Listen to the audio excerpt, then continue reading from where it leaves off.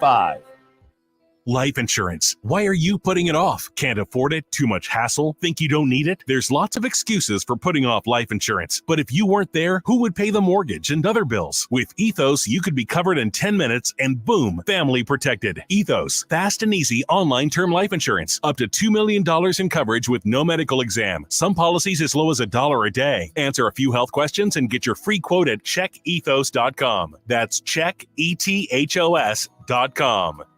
Did you know that Wendy's has any size soft drinks for just $1? Yeah, any size, anytime. Like $1 Coke, $1 Sprite, or even $1 strawberry Fanta. Okay, could we maybe switch up the sound effect, please? 'Cause I'm losing it. Wow, no, not that. Any size soft drink for just $1? Gotta be Wendy's. Limited time only. Price and participation may vary. A la carte only. Not valid in a combo. Exclusions apply. Here in New Jersey, it's one wow after another, after another, after another. I'm Chief Meteorologist Dan Zero. Here's a great little hidden gem in Skillman in Somerset County. It's Hidden Spring Lavender and Alpaca Farm. Have you ever wanted to meet, feed, or even walk an alpaca amid brilliant, fragrant blooms of lavender? Well, here's your chance. Hidden Springs Gift Shop also has a huge selection of lavender and alpaca products and gifts. Caution, cuteness overload. Find your wow at visitnj.org. New Jersey, little state, lot of wow. South Jersey's official play-by-play home of the Eagles, Sixers, and Flyers. At 0 point would I ever consider not being a fan of the team. 97.3 ESPN, WENJ, WENJ HD, Millville, Atlantic City. A Town Square media station serving all of South Jersey. Isn't it about time for somebody's favorite radio program? Yeah. 97.3 ESPN presents The Sports Bash with Mike Gill. When I'm driving, I got a guy on the radio who talks to me. I can't see him, but he talks to me. Now, live from inside the Ocean Casino Resort Studio, here's Mike Gill. This is the least prepared football team in the NFL. They've had 5 opening drives this season. They got 22 yards. So you mean to tell me an offense... Goddard, and one of the best offensive line in football, and Saquon Barkley, they got 22 yards. You guys know this, in my opinion, at least. In the NFL, how you finish games is really about players. How you start games is really about coaching. Dan Orlovsky, what's up, everybody? It's the Sports Bash live at Chickies and Pete's in Egg Harbor Township. You just heard what Dan Orlovsky said. Man, a scathing fight to open the show today. As he just basically said, this is the least prepared football team in the NFL. We're live into that and more. We're live at Chickies and Pete's in Egg Harbor Township. Actually got a full bar here at PT. My on-site producer, Josh Henning, is back in the Ocean Casino Resort Studios. And, of course, everybody listening out there, we appreciate that. The show is live on the radio, live video, streaming on the X platform at Mike Gill Show. And, man, he says this is the least prepared team in the NFL. Here's the one issue I will take with that statement. I'm not saying it's hyperbole. I'm not saying that he's trying to be a hot taker.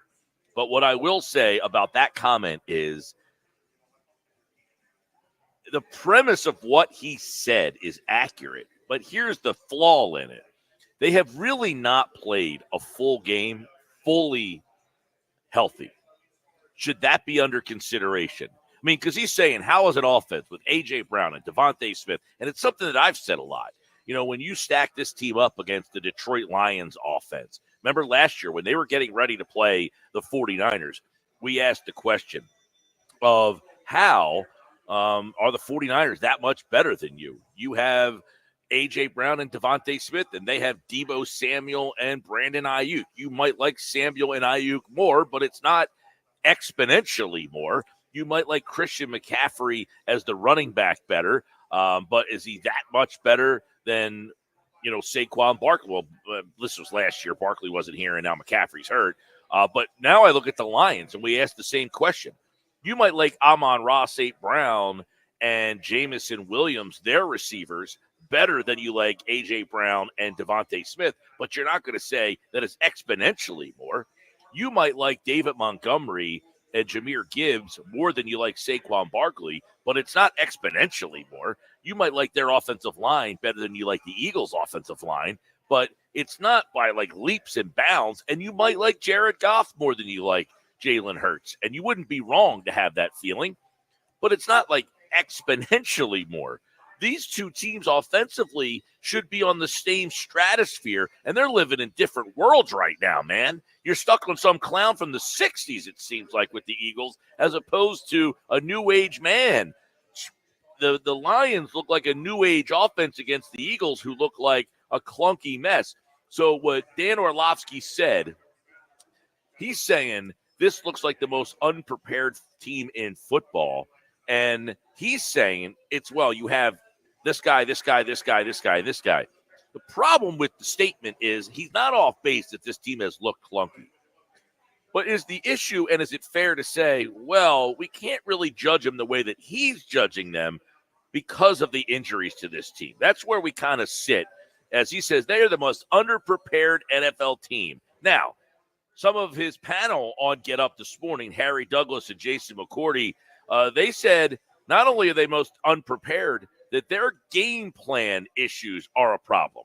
First 15 plays are scripted on how you're going to be able to have success versus the defense. They're the only team who hasn't scored the first quarter point. As a defender, that's our biggest fear within the game, the first 15, because we know we're going to get schemed up and it's going to be something we haven't seen. And so you're sitting there as a football team or as an organization and you see all the talent on offense. How can we not build a lead? How do we start every game slow? Fair questions.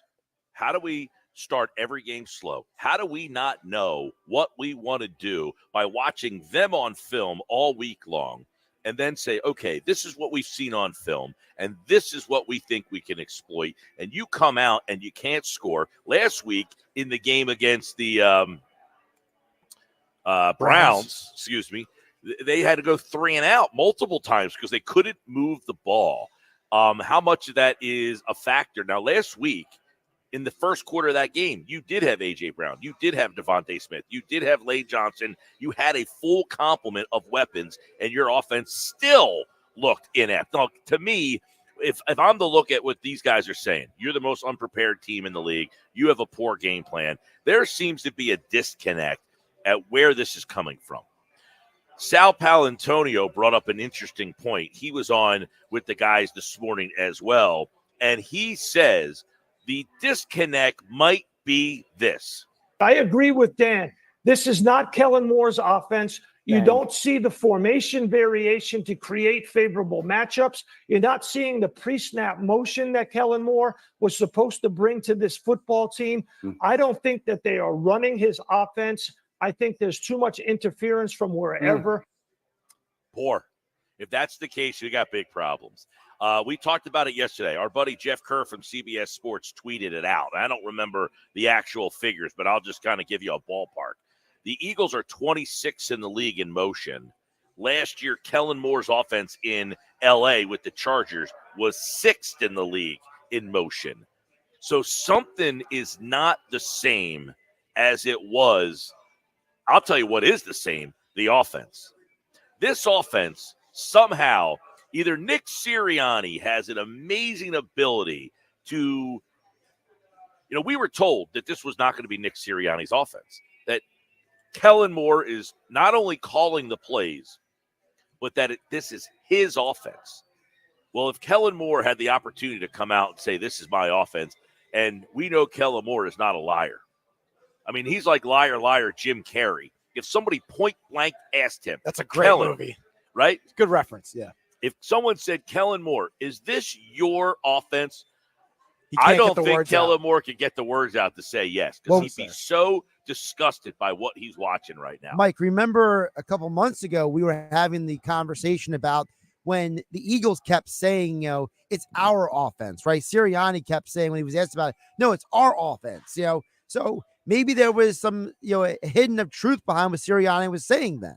Well, this goes back to what Kurt Warner tweeted out the other day. And that's why, we use this particular audio today. Good job, Josh, finding this audio this morning, because I did not see this segment. But they're talking about this on that segment. I saw Tuesday the tweet that Kurt Warner put out that basically said these pass concepts are not Kellen Moore's pass concepts. Are we starting to get to a gray area that this offense is not Kellen Moore's offense? Okay, so let me ask you this.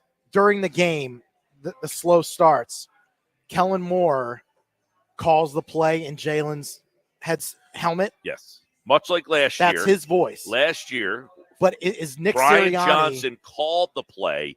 He was the one that said X275 Razor, right, but whatever. they're not his plays. But he did not design the play. He did not create it. The was play. like you created the play. You drew it up and then handed me the book and said, these are the plays you have to call. Right. Last year, Brian Johnson was Ron Burgundy. He was just reading off the teleprompter words given to him. So they're practicing the plays that are being created by Nick Sirianni. Right. That's what we're getting at here. This is the way the offense had run in the past per reports anyway.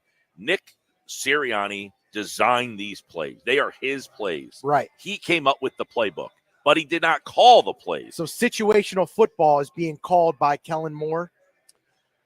Yeah, whatever like you want to when call Shane it. Steichen was here, it was also not Shane Steichen's offense. It was Nick Sirianni's offense. Shane Steichen called the plays. So when it's 3rd and 5, I'll just say Kellen Moore calls the play yes. that he wants run. That's what we are to be understanding. Now, is Nick getting in the headset saying, no, Kellen? Well, he has how said about at this times. Play on 3rd and 5? He has said at times that, yes, he has kind of suggested plays, or that's what I don't like. And this is where it gets to be a gray area. I don't like it. Where does he chime in and say, I want a run play here? That's why there's slow starts, I imagine. Well, then you have the other situation that happened in the game the other day. Kellen Moore calls the play on 3rd down in the game against Cleveland. Now the play ends up working, but he sends the play in. Jalen Hurts audibles out of the play. The A.J. Brown catch. The A.J. Brown catch, which ends up working. But I think we can all agree that was not a good play call in that situation. That was just A.J. Brown being A.J. Brown. Wasn't that play call like if you're a basketball coach and you see a guy run down the court and you're like, don't take that shot, and then he makes like a 30-point three-pointer. You're like, okay, good job, you made the shot, but don't do that again. Yeah, it's like, yeah. It's like when it's 3rd down in that situation, the clock, they have no timeouts left. You don't want the clock to stop on an incomplete pass. What are you throwing the ball 20 yards, 30 yards, 40 yards down the field for? Now, the 3rd and 1 before halftime that leads to the blocked field goal, we were led to believe that Nick Sirianni called that play that got blown up. Jalen took a sack, and they had to resort to a field goal, which got blocked. Mm-hmm. That was Nick Sirianni's call. He gives too much. He gives TMI. That's what he's saying. Now, he said yesterday that he admits that maybe I give too much information. Right, the Vic Fangio situation, he's calling a defensive play. By the way, it was 2nd down and 11. And the Browns had 1 timeout left. It's a pass to A.J. Brown for 40 yards down to the 12. The Browns then called timeout. So that was coming out of the 2-minute warning. So the clock is now stopped. So they had 1 timeout left. So if you run the ball there, they have to call timeout. Right. No and timeouts. Then, obviously the play works out great because the game's over. You get a first. See, the down and distance, 2nd down and 11, makes it kind of interesting. But that being said, throwing the ball 40 yards down the field is not a high percentage pass play in that situation. But we are led to believe that Jalen Hurts makes that call, that he audibled out of the play call that he was given and said, no, we got something here. We got one-on-one coverage on the outside with A.J. Brown against Greg Newsome. We're going to take that shot. And that's where this is, Jalen has the freedom to do that. And Jalen has the freedom to do that. Yes, he has the ability to say, I'm going to get out of this play and call it up another play. But isn't the guys part of the problem with all this is that, so if Orlovsky is saying they're unprepared, right? And these scripted plays are not working, is part of the reason why Jalen is calling these audibles, because he's sitting back and being like, these coaches aren't calling plays that are working. I got to make a play here. Right. Maybe Jalen sometimes will audible out of a play that doesn't work. Well, here's the problem, and this possible? is where the disconnect, I think, is coming into maybe clearer picture, guys. It's Kellen Moore runs an offense that he has had success with. A lot of motion, tight end's been involved. By the way, a lot of success too. Not Okay. just, he had some top-powered offenses in Dallas. In fact, Dallas actually had some better years when he was calling plays versus McCarthy. But what does Jalen Hurts not generally like to do? He doesn't like to use the middle of the field. A lot of his throws are to the outside of the hash marks. He likes to throw the ball down the field. So is Kellen Moore saying that I don't have the right quarterback to run what my offense needs to be?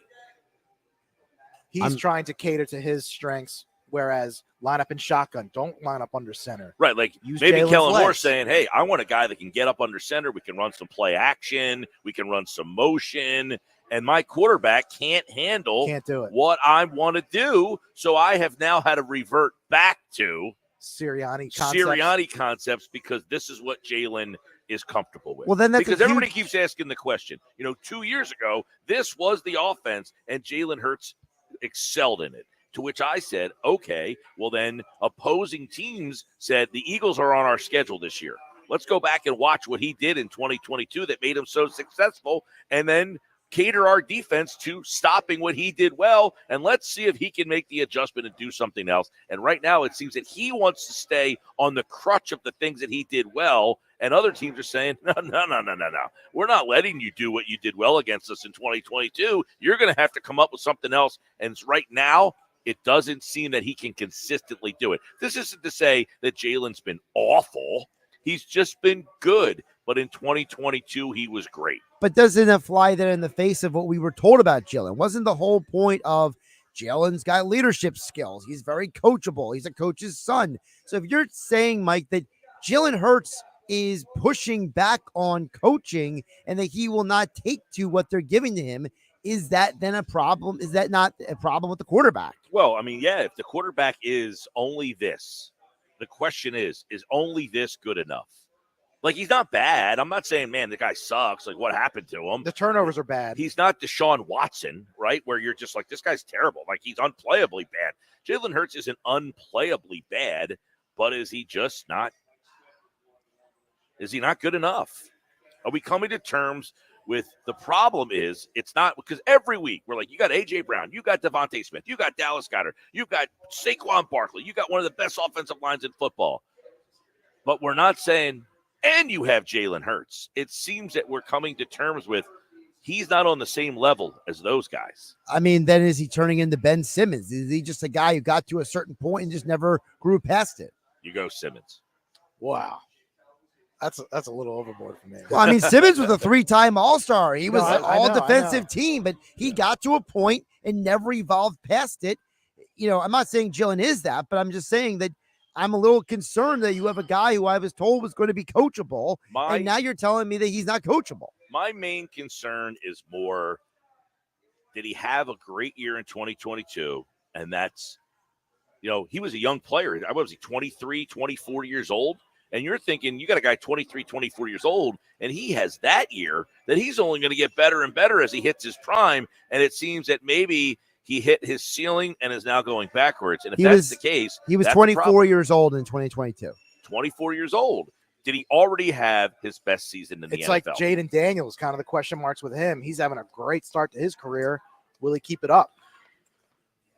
Jaden Daniels is also the second pick in the draft, True. so he had the expectations coming in. Jalen Hurts did not. I think the surprise, Jalen Hurts, his success. Their offense with Jaden Daniels is just fun to watch. It's quick passes. Is it because of the offense? You know who the offensive part of that? Kingsbury. Well, you know who's on that staff? Oh, quarterback coach. Brian Johnson. Brian Johnson, right. Brian Johnson was a part of that offense. But the question is, okay, are these offenses fun and innovative and more fluid because of the play call and play design or because of the quarterbacks?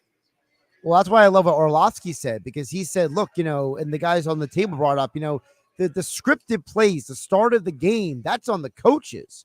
So it's like if the coaches are not putting out the right plays, the right game plan, now you're putting your players in a position where they cannot be successful. But my question would be then, are the plays that they're putting in In other words, can they not put in what they want to put in because of who the quarterback is? Like, Detroit runs a lot of fun things. They have very innovative offense.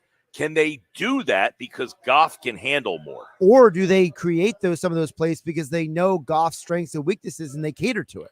The same. It's right. Goff said the same thing in a different way. They're doing things that Goff can do, as opposed to like the Eagles are saying, well, we want to do this, but our guy can't do that, so I'm stuck doing this. Stuck with the RPOs? Right, exactly. I'm stuck with this because he does not want to throw the ball over the middle of the field, or he does not want to do this, or he's not good at it. So sometimes, people say you got to cater to what you have.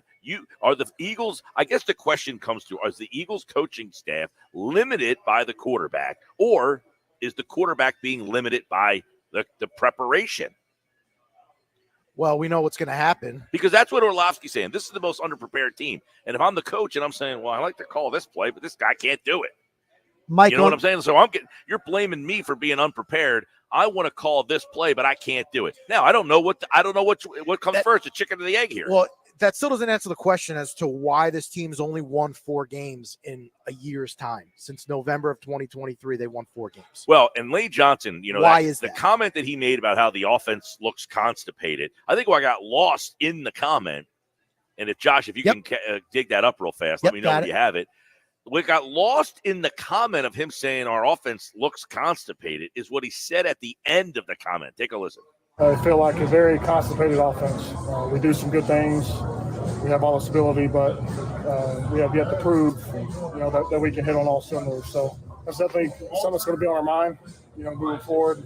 That's something we got to fix, especially starting fast. We haven't done that in 2 years, so push ourselves in the bind. We got to start fast, and it's something we haven't done in 2 years. So this isn't a small sample size. This is, hey, we haven't done anything offensively in 2 years really now. And I know, the first half of last year, their offense was decent. I mean, it was good. It wasn't great. We talked about it before. When you have Brown, Smith, Goddard, and then that offensive line, we should have been talking about at the end of the year, one of the most historically great Eagle offensive seasons ever with that talent, right?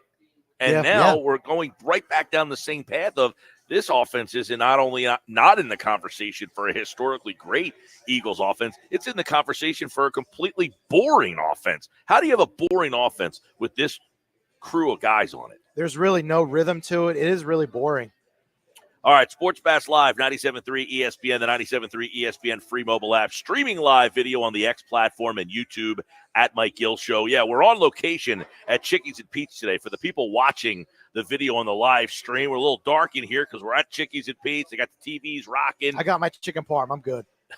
The show's over. He's got the chicken parm. Now, last week, you want those A.J. Brown wings, the sweet heat wings. They have them here. Yeah, I was talking to the manager here. Yeah, we were told they got them, and they got the Kelsey Garage beer now. So you can get the Kelsey special, the A.J. Brown special. It's the official sports bar of the Philadelphia Eagles, Chickies and Pete's here in Egg Harbor Township. And coming up, Flyers play tonight there. PG, y'all flyered up? I saw Matty Mitchkov's 2 goals.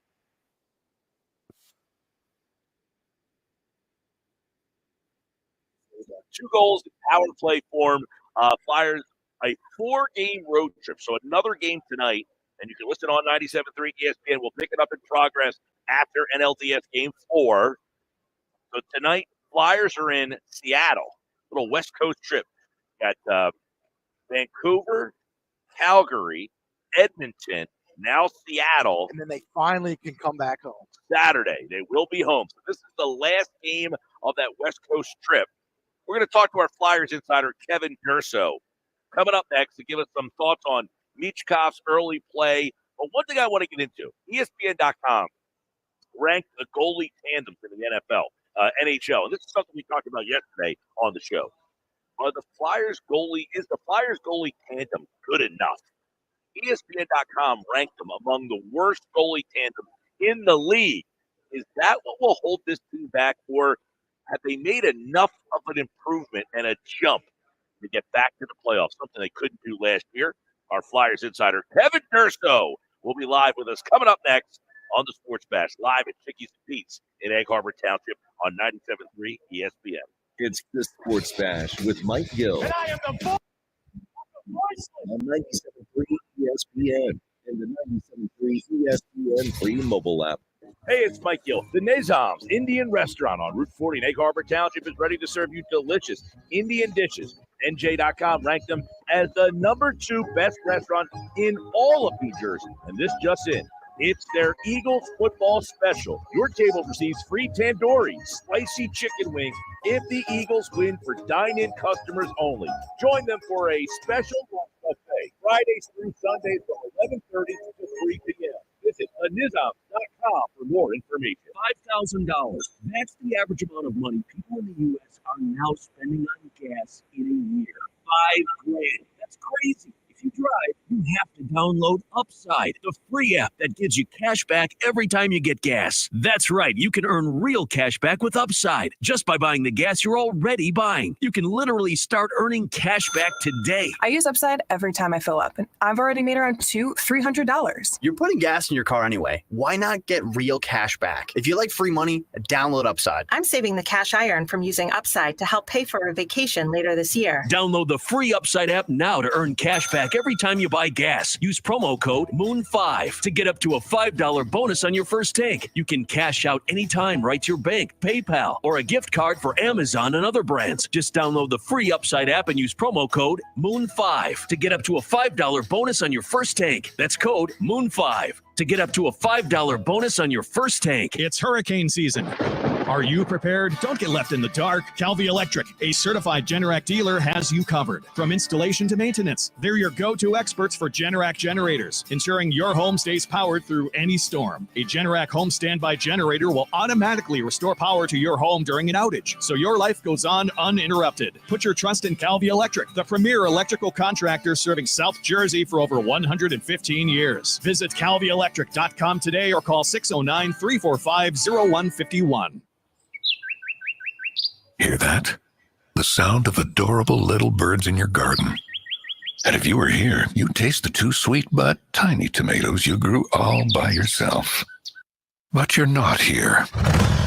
Because your self-care happens when you're riding your motorcycle, protected by Progressive, on your way to the store for a pack of normal-sized tomatoes. So if you ride, switch to Progressive, America's #1 motorcycle insurer, without getting your hands dirty. Progressive Casualty Insurance Company and affiliates, not available in all states. Prescriptions require an online consultation with a healthcare provider who will determine if appropriate. Restrictions apply. See website for details and important safety information. Subscription required. Price varies based on product and subscription plan. Hi, I'm Dr. Peter Stahl, board-certified urologist and Senior Vice President of Men's Sexual Health at HIMSS. In my 12 years of practice as a reproductive urologist, I've helped many guys with ED, and it has never been more convenient to treat than it is right now, thanks to HIMSS. It really wasn't easy before. You had to take time out of your day, come to a physical office, and see a specialist like me in person. Now, through HIMSS.com, you can get world-class sexual health care and a full range of treatment options for ED through a 100% online process. It starts with a free assessment from a medical provider licensed in your state who can determine if ED treatment is right for you. If prescribed, your medication is shipped to you for free. So don't wait. Join the hundreds of thousands of guys who've gotten help for their ED through HIMSS. To start your free online visit and find ED treatment at up to 95% off brand name prices, go to hims.com/joy. That's hims.com/joy for your free online visit. When you're hiring for your business, ZipRecruiter's powerful matching technology makes finding qualified candidates for your job easy. This made us wonder, what if the rest of the world was as easy as ZipRecruiter? Math problems wouldn't be so problematic. K equals 42. Escape rooms? Elementary. And summiting Everest would be a walk in the park. In the meantime, if you want to make your hiring easier, use ZipRecruiter. And right now you can try it for free at ZipRecruiter.com/free. In fact, 4 out of 5 employers who post on ZipRecruiter get a quality candidate within the first day. Simple. So, see what the world is like when ZipRecruiter does the hard work of hiring for you. Just go to ZipRecruiter.com/free to try ZipRecruiter for free. Once again, that's ZipRecruiter.com/free. ZipRecruiter.com/free. Some people just know they could save hundreds on car insurance by checking Allstate first. Like, to check that your seats aren't in the visitor section first, before buying tickets. I'm so excited for this game. I can't believe you got us tickets. Me too. Wait, Are we on the wrong side? Yeah, checking first is smart. So check Allstate first for a quote that could save you hundreds. This is going to be a long game. You're in good hands with Allstate. Savings vary, subject to terms, conditions, and availability. Allstate Fire and Casualty Insurance Company and affiliates, Northbrook, Illinois. Go to get your game on at the Gallery Bar Book and Games at Ocean Casino Resort. Cheers your favorite drinks while cheering on your favorite team. Get in on the parlay while in the middle of a party. Go for the sports scene and go for the endless screens. Go to the Gallery. Go to the Fanatic Sportsbook. Go for the win at Ocean Casino Resort. For more information, visit theoceanac.com. Must be 21 or older to wager or consume alcohol. Gambling problem? Call 1-800-GAMBLER. It's the Sports Bash with Mike Gill. Do I have everybody's attention now? On 97.3 ESPN and the 97.3 ESPN free mobile app. All right, Sports Bash live here at HT. Watch the baseball playoffs here tonight. Got Dodgers and the Mets, and of course, right after that, Flyers in Seattle. The Kraken. Our Flyers insider is Kevin Durso. He's now from 97 ESPN.com. Flyers getting ready for the final game of this 4-game opening road trip. They'll be home on Saturday for the home opener, and Kevin Durso joins us now. You know, I went to bed the other night. The Flyers are up 2-0 at the end of 1. I woke up to a Kevin Durso post-game reaction on the 97.3 ESPN Instagram page, and I saw an overtime loss. And one of the things I want to get your take on first, let's start with Michkov. 3 games in, very early. As advertised, better than advertised, about what you thought. Where is this kid? 2 power play goals and assists. So 3 games, 3 points. He's a -3. Yeah, I mean, and the plus minus thing is going to be what it'll be. He probably, he definitely accrued one of those on an empty netter in Calgary that went the other way. So he's out there trying to help them tie the game up, and one goes the other way. So that'll contribute to that, especially early in the season as they're trying to kind of put it all together and things like that. And he got one, obviously, for the overtime game winner as well that Edmonton scored. He was on the ice for that as well. To me, he's been as advertised, and I only say that because after seeing him in the preseason and getting kind of a feel for what he was going to bring, none of this surprises me now. It was kind of, I had to kind of figure out what he was exactly going to bring when I got to see him for the first time live. I've seen him enough times live already, and it was only 2 games really, but that was enough for me to know that this kid's got very special talent level. He thinks the game incredibly fast. So to me, those 2 factors, I knew he was going to be a key contributor in some way, and you're seeing it on the power play so far. The 2 goals, he also had an assist in Calgary toward the end of the game. They've already got, as a team, they've already got 4 power play goals on the season, and that was the total that they had 16 games into the season last year was 4. So to have 4 in 3 games, it shows you immediately the impact he can make in that area. And really, if not for the lack of game flow with all the special teams play that's been going on, power play and penalty kill in these first 3 games, we just really haven't had the chance to see what kind of impact he makes at 5-on-5, but it's going to happen at some point. He's already set up plays that haven't resulted in points. So it feels like a real big run of points is coming for him. It felt like that as the Calgary game wound down. I think it was important that he got on the board in some capacity in the Calgary game, got his first point, even though they were pretty much going to lose the game at that point. Set him up for a good start in Edmonton, and I think it's only going to keep rolling from here. Yeah, people love to hear comparisons. I mean, does he remind you of a player that you've seen in the NHL? Is there a guy that you're like, man, he really reminds me of him when I see him? I'll go off of what was said a lot about him when he was drafted. There were a lot of comparisons to Nikita Kucherov, and I do see where some of that comes from. Kucherov is the type of player who thinks the game fast. It's that's the skill level that these top end guys have, is that it doesn't have to come down to, a lot of times people associate speed with the physical speed of the game, not necessarily the mental part.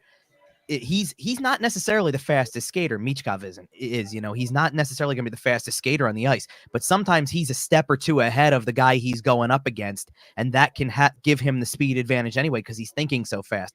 So I can see how it aligns with, and like to me, the other name that I would throw in with a Kucherov type is Artemi Panarin, a guy like that. Like you take these guys who know how to create points, and they're the type of guys you can put in the same sentence with Michkov. Yeah, I guess the question, the derivative of the question becomes, when this guy hits his prime, I mean, he's a young kid now. He's exciting. I don't know what that means for team success today, but is he the kind of guy that at the end of the day, at his best, is a franchise-changing player? Like, hey, for 10 to 12 years, Pittsburgh is a Stanley Cup champion because they have Crosby.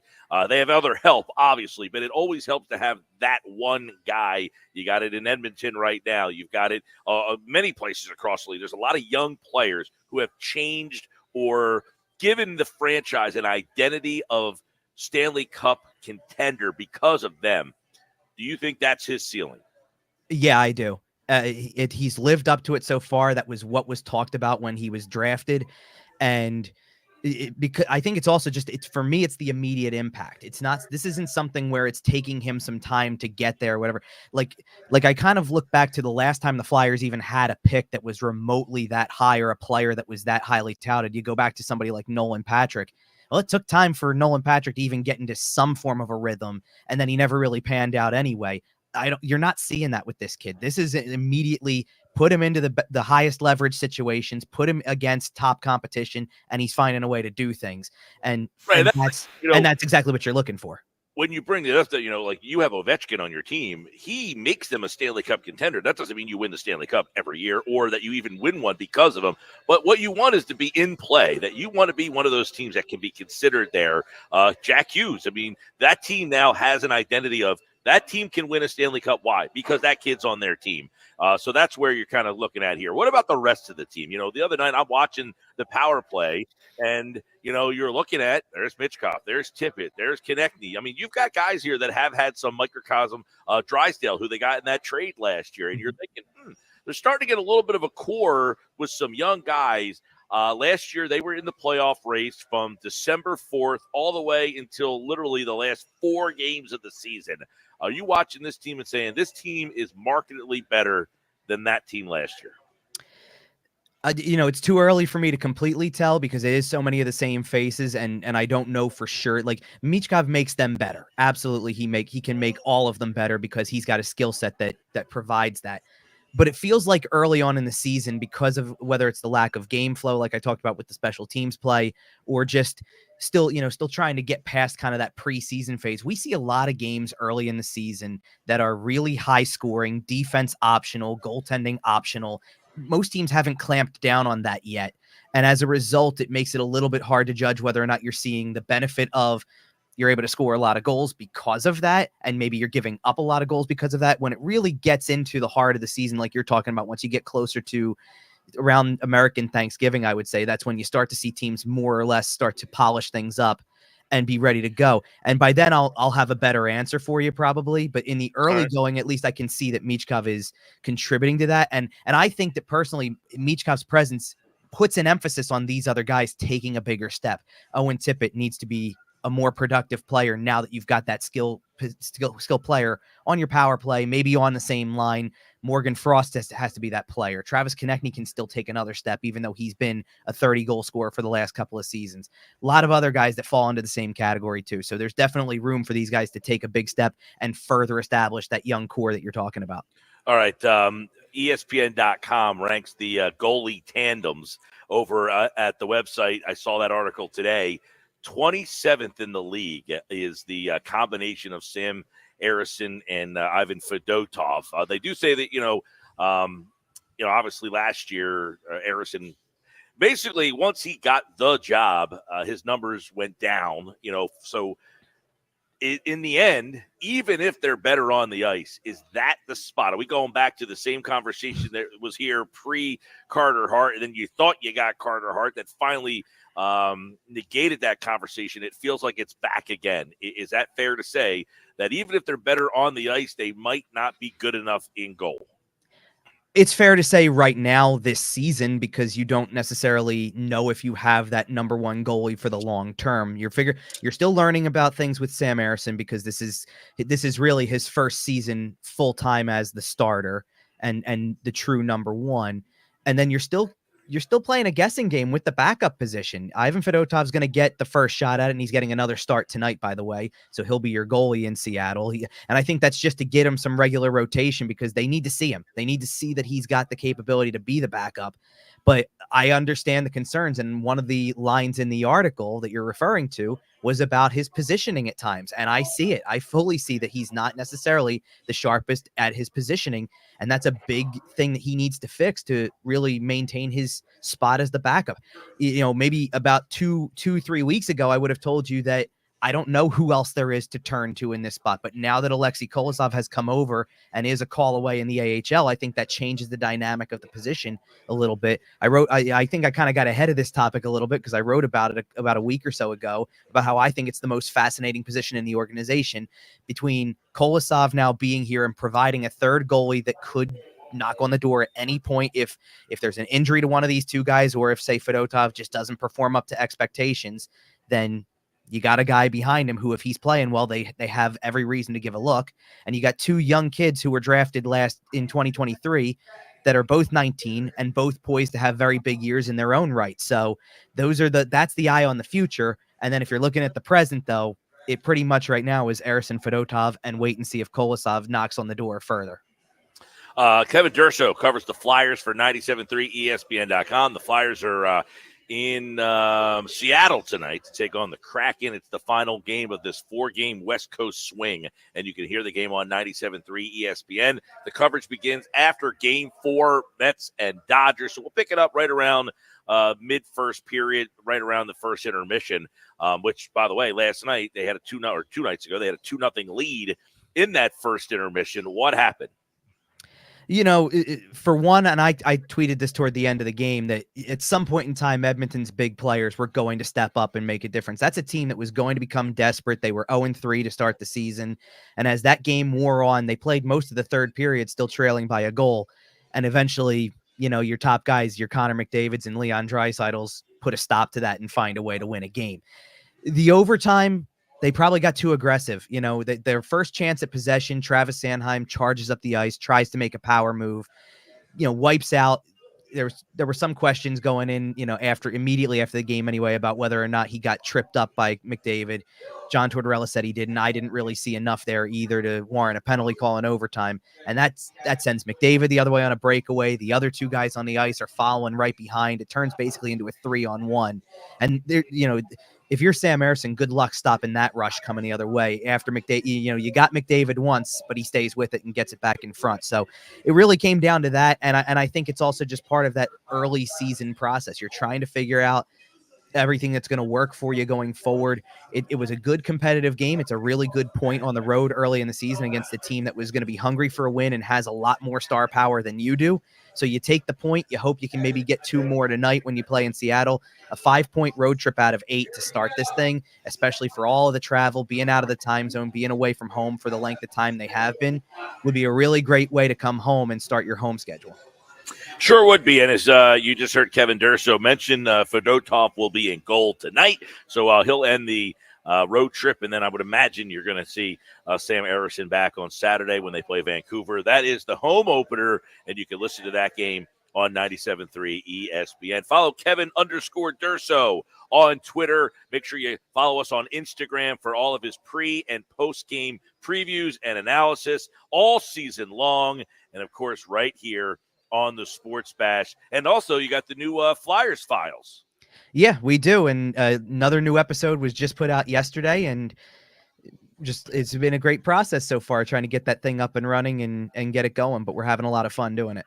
Well, 3 games into the season, of course, it's early, but a little buzz around the orange and black. And Kevin Durso, of course, has you covered over at 97.3 ESPN.com. All right, buddy. It was good to see you at Ocean Casino last week. Yeah, it definitely was. It was great seeing you, Mike, and excited to be back for another season. Absolutely. All right, we'll be checking in with Kevin, hopefully a lot more this year. That means the Flyers are giving us a lot of things to talk about, and we'll have him, of course, anytime something happens with the Flyers. That's our guy, Kevin Durso, here on the Sports Bash. All right, I'm Mike Gill.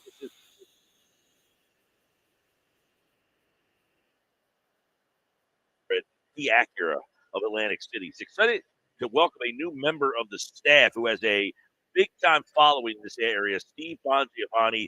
He's now on the sales team. He's been selling cars in the South Jersey area for many years, and he would like to invite all of his previous clients and his new ones to stop in and see him now through Halloween. He can get you into new 2025 Acura Integra for $379 a month for $49.95 down. Visit him at Key Acura of Atlantic City, Tilton Road, EHT, online, KeyAcuraAtlanticCity.com.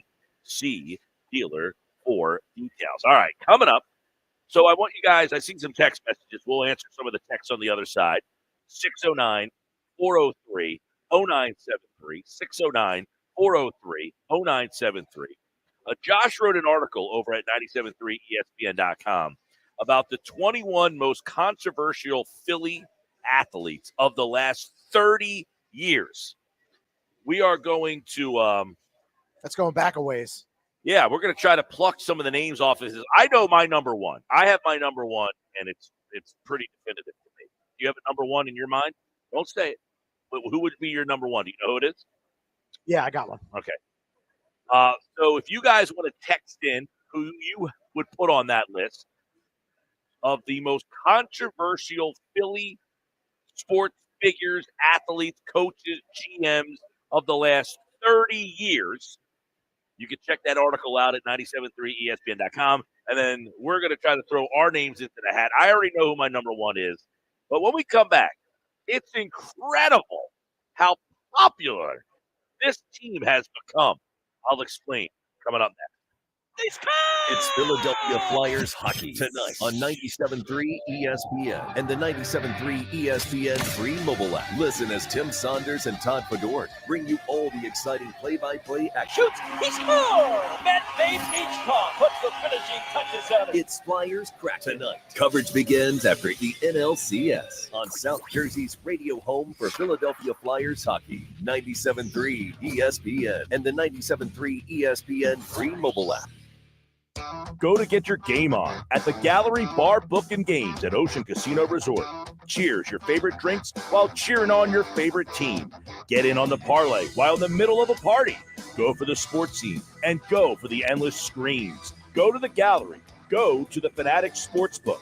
Go for the win at Ocean Casino Resort. For more information, visit theoceanac.com. Must be 21 or older to wager or consume alcohol. Gambling problem? Call 1-800-GAMBLER. This is the story of the one. As a facility technician installing a new welding station, he knows getting the ventilation right is critical for safety. That's why when questions arise, there's Grainger. Grainger offers detailed technical product information online at his fingertips, so it's easy to find what he needs. Because when it comes to safety, having answers means he and his people can breathe a little easier. Call, click Grainger.com, or just stop by. Grainger, for the ones who get it done. I've always gotten tons of UTIs. Cranberry products never worked for me, and I was desperate for a way to be proactive. I'm Jenna Ryan, CEO and founder of Eucora. We've worked with doctors to develop effective urinary tract health products. Just mix a packet of Eucora with water and drink it when you need support, like right after intimacy. Eucora is helping over 100,000 women stay healthy. Ready to join them? Get 30% off at eucora.com/radio. That's UQORA.com/radio. It's the time of year for killer deals. You've had your eye on some hot new wheels. We want to pay off your loan or lease and tell your old car to rust in peace. Get your Matt Black Kia today. Buried in a loan or lease? Matt Black Kia wants to get you released and treat yourself to 0 down, 0 payments until next year, even 0% up to 72 months on every clearly marked new Matt Black Kia in stock. You won't need a costume to get a brand new Matt Black Kia Forte LXS under 20 grand. That's right, a brand new Kia, just $19,999 with any trade. That's less than most used vehicles. It's gotta be a Matt Black Kia. Bulletproof credit 24 EV9 and 6, $13.88 per thousand. Not all will qualify. Credit may affect down payment. Offers can't be combined. Go to MattBlackKiaNJ.com for complete details or 888-505-6670. Price includes all costs to be paid by consumer except for licensing, registration, and taxes through KMF. Rebates and incentives to dealer. Expires 10/31/24. Matt Black Kia, 6211 Black Horse Pike, Egg Harbor Township, and on Route 37 in Toms River. Hey there, you and aisle 2. I see you by the fiber and laxatives. You still using those to manage your constipation with belly pain? If your symptoms keep coming back, you may have irritable bowel syndrome with constipation, or IBS-C. So you may need more than over-the-counter treatments to manage it. Ask your doctor about how Linzess can help you get ahead of it.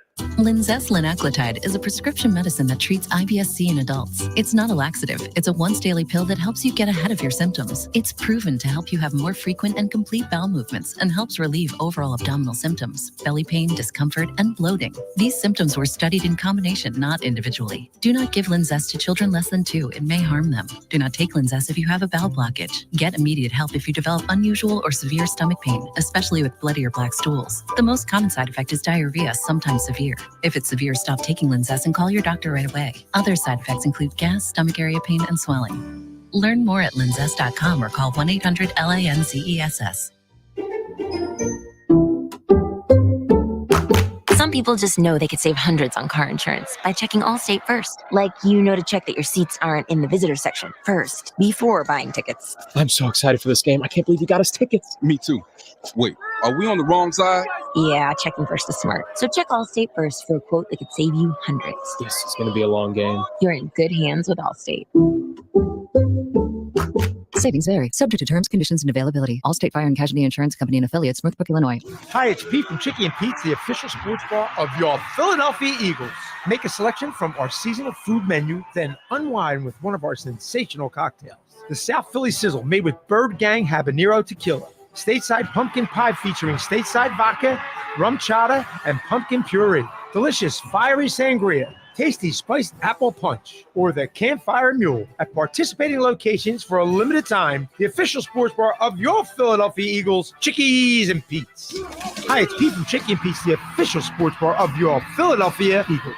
We're teaming up with Eagles wide receiver A.J. Brown for a new wing flavor this football season. A.J. Brown's Sweet Heat Wings. We combine the sweet and spicy flavors A.J. loves, plus a portion of the proceeds benefit the A.J. Brown Foundation, and it's focused on empowering underprivileged youth. At participating locations for a limited time, the official sports bar of your Philadelphia Eagles, Chickies and Pete's. You're listening to the Sports Bash with Mike Gill. And it just keeps getting better. On 97.3 ESPN and the 97.3 ESPN free mobile app. All right, 250. Can you believe how popular this team has become? It's certainly not the Phillies. It's not the Eagles. Kansas City Chiefs. Not the Chiefs. It's not the Flyers with Michkov. Certainly not the Sixers, who, by the way, open in less than a week with all sorts of injury issues. I caught some of that game last night. Sixers? Yeah, preseason. Played the Nets, right? Played the Nets. Ben Simmons did not play. Jared McCain got hurt. If I was to ask you right now, will Ben Simmons have a comeback year? Is he going to be a non-factor? Non-factor. Really? I've seen it too many times. Wow. I've seen this movie 1,000 times. I'm giving him another shot. I think Simmons has a big year. Well, he's going to have a back issue come up in about a week. I think he's healthy. You believe that back is going to hold up for the majority of the season? I think he's finally healthy. The last 3 years, he's been a disaster. I think he's back. They're going to be a bad basketball team, though. They're probably not going to be very good. Okay. We agree on that. It's incredible how popular the Savannah Bananas have become. Listen to this, dude. Their tour this year, they went to 29 cities. They drew over 1 million fans. They sold out basically every Major League Baseball park that they played in. And for 2025, they have announced that it's gotten so big, the demand for them to be in their city, that they are playing games now in NFL stadiums. That's unbelievable. Because of the demand of the tickets. Now, they're going to be at 18 Major League Baseball parks in 2025, including Citizens Bank Park, which they said was the biggest crowd they ever had for a Savannah Bananas game when they were in Philly a couple weeks ago. Right. It was so big in Philly that they now have 2 dates in Philadelphia next year, July 26th and July 27th. It's like when Dave Matthews comes to town, everybody goes to Camden to go see him. He needs to do a couple more dates. It's unbelievable. So I watched the whole thing on TV, like the documentary they did on them. They did like a 4-series episode, like little mini series following them around.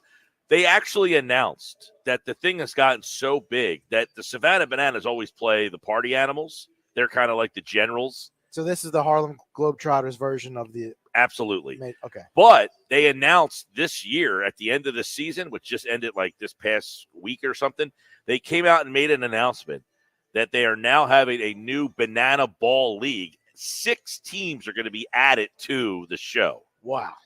And it's not a show in the sense of the Globetrotters. The Globetrotters never lose. The Bananas lose.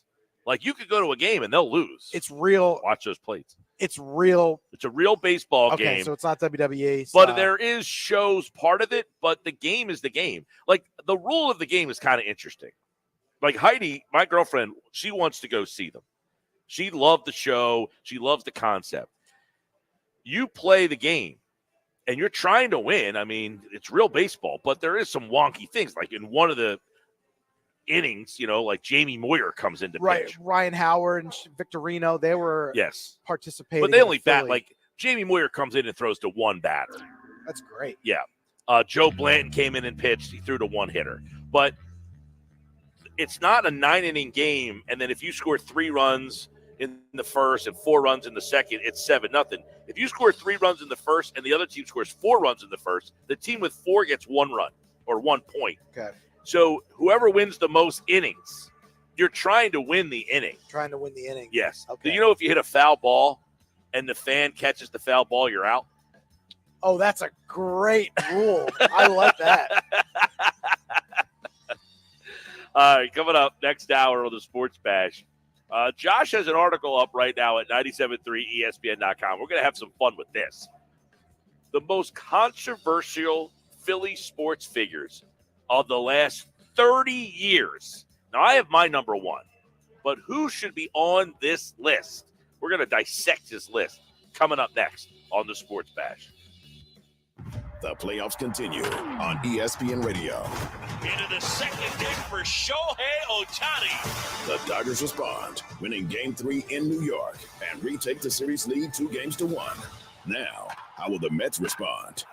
Game 4, the Dodgers and Mets. Coverage begins tonight at 7:30 Eastern with first pitch at 8 Eastern on ESPN Radio. It's the NLCS. Dodgers, Mets, Game 4. Brought to you by Shore Physicians Group. Be well connected. Visit shorephysiciansgroup.com. 97.3 ESPN has teamed up with Seize the Deal for incredible weekly offers from some fantastic local restaurants. Here's this week's big deal. Get a $50 gift card, good for use at the Ravioli House in Wildwood for just $25. Get this great deal starting Friday at 9 a.m. at seizethedeal.com. Hurry, chances are this deal will sell quickly. For more info on this great deal, go to seizethedeal.com. Seizethedeal.com. When you're hiring, ZipRecruiter's technology makes finding qualified candidates for your job easy. What if the rest of the world was as easy as ZipRecruiter? Math problems wouldn't be so problematic. K equals 42. And summiting Everest would be a walk in the park.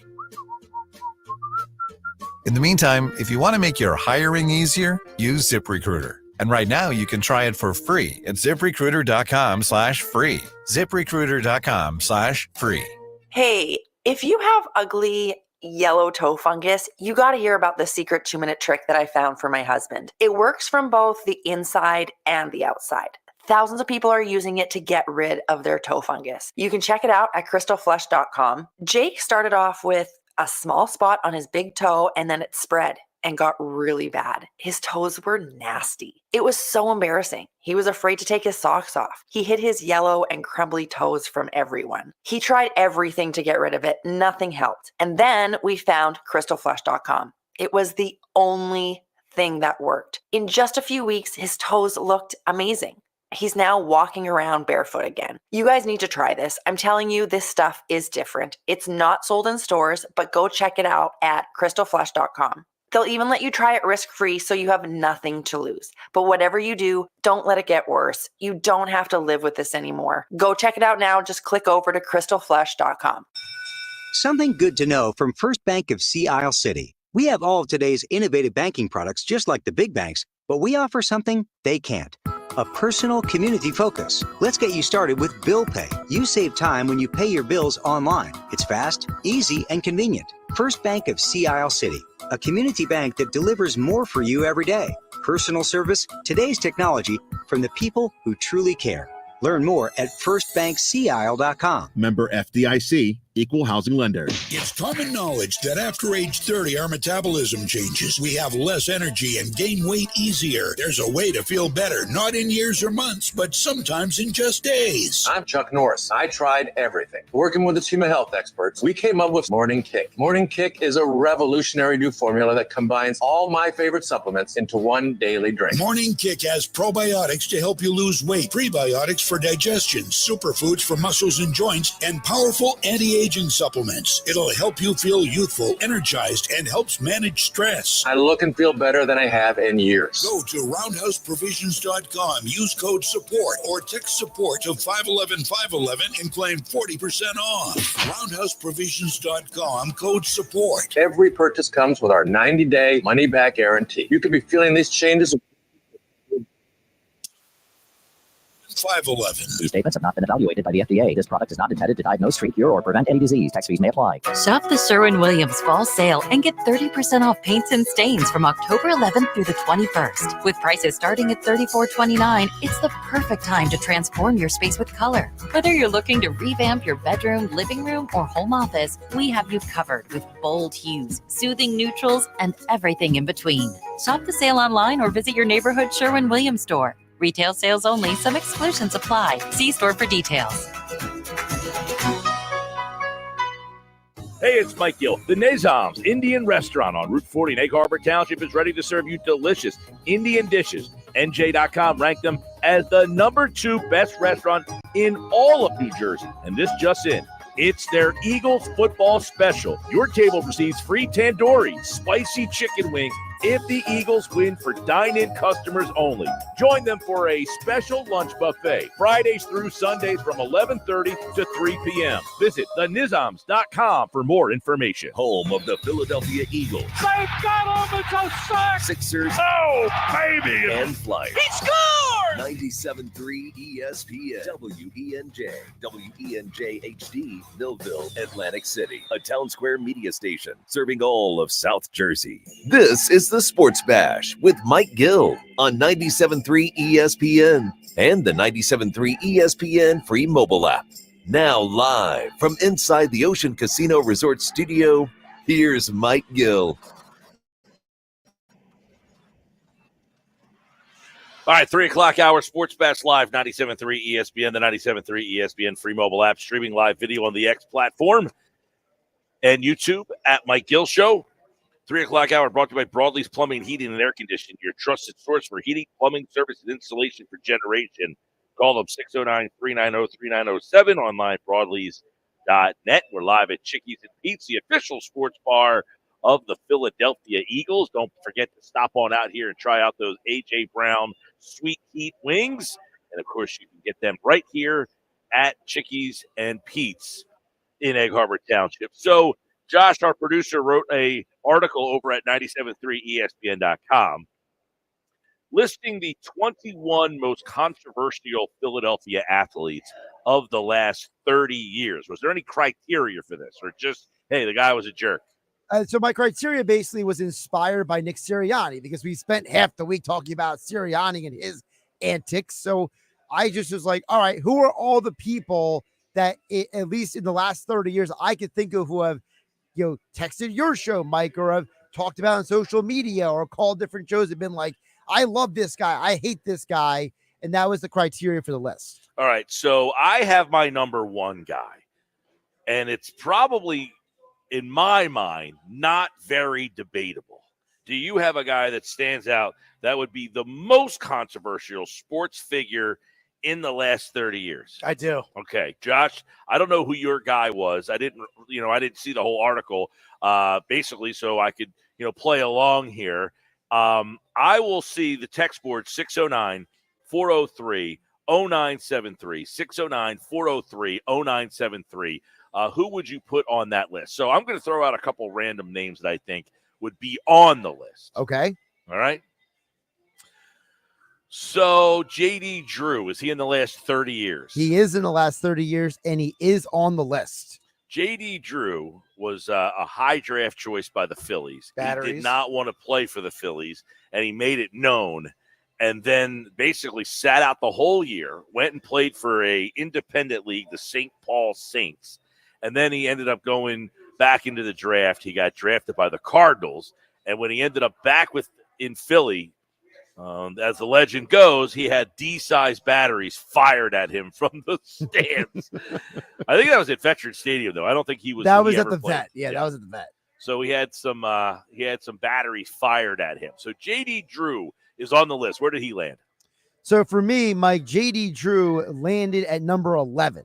Okay, pretty high of 21. All right. Well, because really quick, for me, part of the reason why I put him there is because, like, that was, like, that era of Phillies baseball, and, you know, you guys can tell me how you feel about it, but that late 90s, you were just looking for some glimmer of hope. It was like those teams were so mediocre. They were so underwhelming.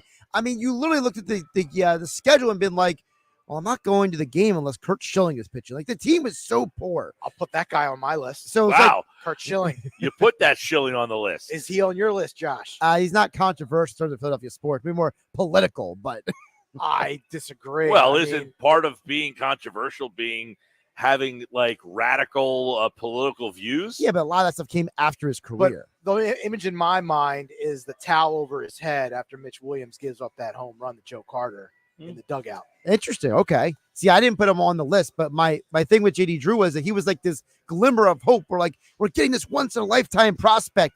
And he's like, now you sound like the two political candidates. You just blew right by his thing and went right back to JD Drew. Yep. That's how it works. All right. I'm going to go Ben Simmons. Okay. Ben Simmons, more modern. You like Ben Simmons on that list? Yes. Where would you put Ben Simmons on the list? Top 5.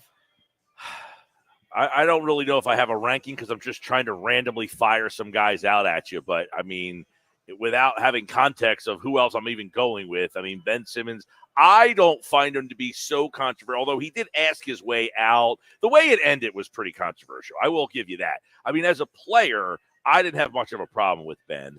The problem I had with Ben was how he handled his exit out of Philadelphia. So for me, I have him at number 2. Wow. Because I feel like the entire time I've worked with you, Mike, there has not been a day that went by where there was somebody who wasn't calling, texting, tweeting, DMing, complaining, or talking about Ben Simmons his entire time here. Well, listen, he was a lightning rod. I mean, for a couple of years, his first year, I think the first half of his first year, he was pretty popular. And then he, slowly, as he didn't shoot, started to lose the popularity in terms of, hey, this guy doesn't shoot. And then, playoff losses. And then the way they lost to the Hawks in that series, coupled with the fact that he decided, I don't want to play here anymore. That really, added fuel to the fire. So, yeah, I could see him being in there. Now, you have it number 2. I'll have to hear the rest of the list and then put the guys together to see if I agree with that. But, all right. I got one. Andre Iguodala. Iggy did not make my list. Wow. He's frowning upon your See, I would put Iggy on the list. Iggy's an interesting one. That's not a bad one because he was hated here. He was absolutely hated here. Because he basically signed that massive deal. Yeah, he signed a max deal, and it wasn't really his fault. And he didn't play like a max guy, we all know. But then he went on to Golden State, and he played very well. He won champ. And then he won the MVP, didn't he? He was the MVP of the finals. And then people were like, hey, if we should have kept Andre Iguodala. It was like, well, you didn't like him because of what he got paid. I got a guy, though. He has to be on the list. How about Andrew Bynum? Oh, that's a good one. Bynum did not make my list. Oh, this is an oversight. This is an outrage.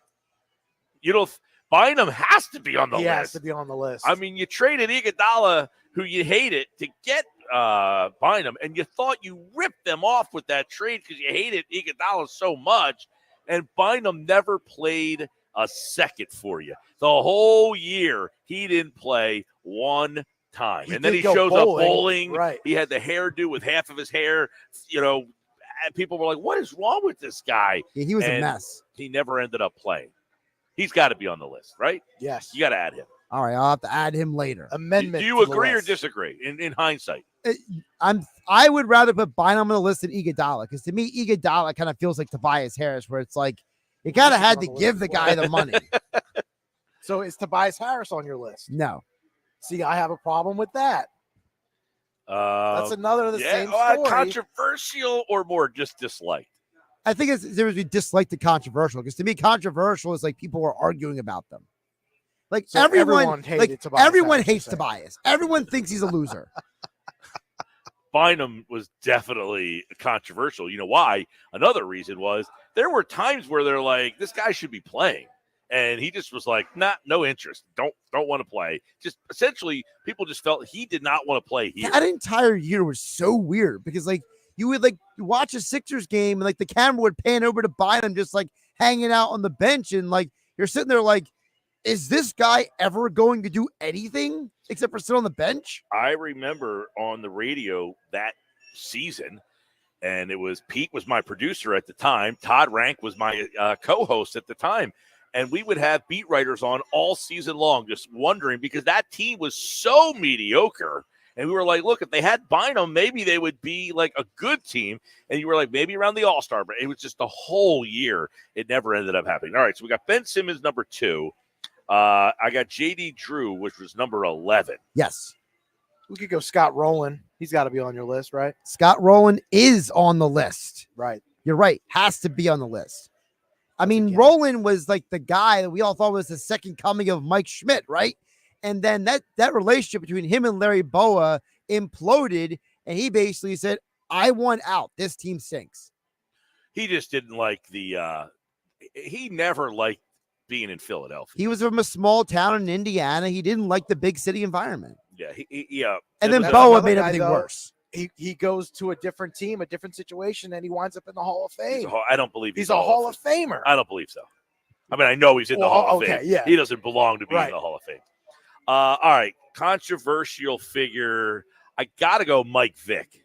Michael Vick is on the list. By the way, 100%. what number was Rowland? 19. So he's low. Yeah, it's a little low for me. But I had to put him on the list because I just remember how much my family loved Scott Rowland when he first came up, and how heartbroken all my aunts were when they were like, oh my gosh, Rowland's leaving. You know, they all were like, in love with him. So where's Vic? Now, Vic, obviously, I remember that day. We were doing the show over in Atlantic City at the old Hilton. I don't even remember the name, the Hilton Beach Bar. We were on the beach bar, and that was the day Michael Jackson actually died the same day. Oh, I was probably back at the studio. You were back at the studio, and Vic signed with the Eagles that night. They were playing a preseason game against Baltimore when the news came across. And, of course, Vic, controversial because the whole dog thing. He had been in prison for that. And, I think, there were so many people that said they would never go to an Eagles game again. Yep. They would never buy a ticket. And I think a lot of those people ended up coming back.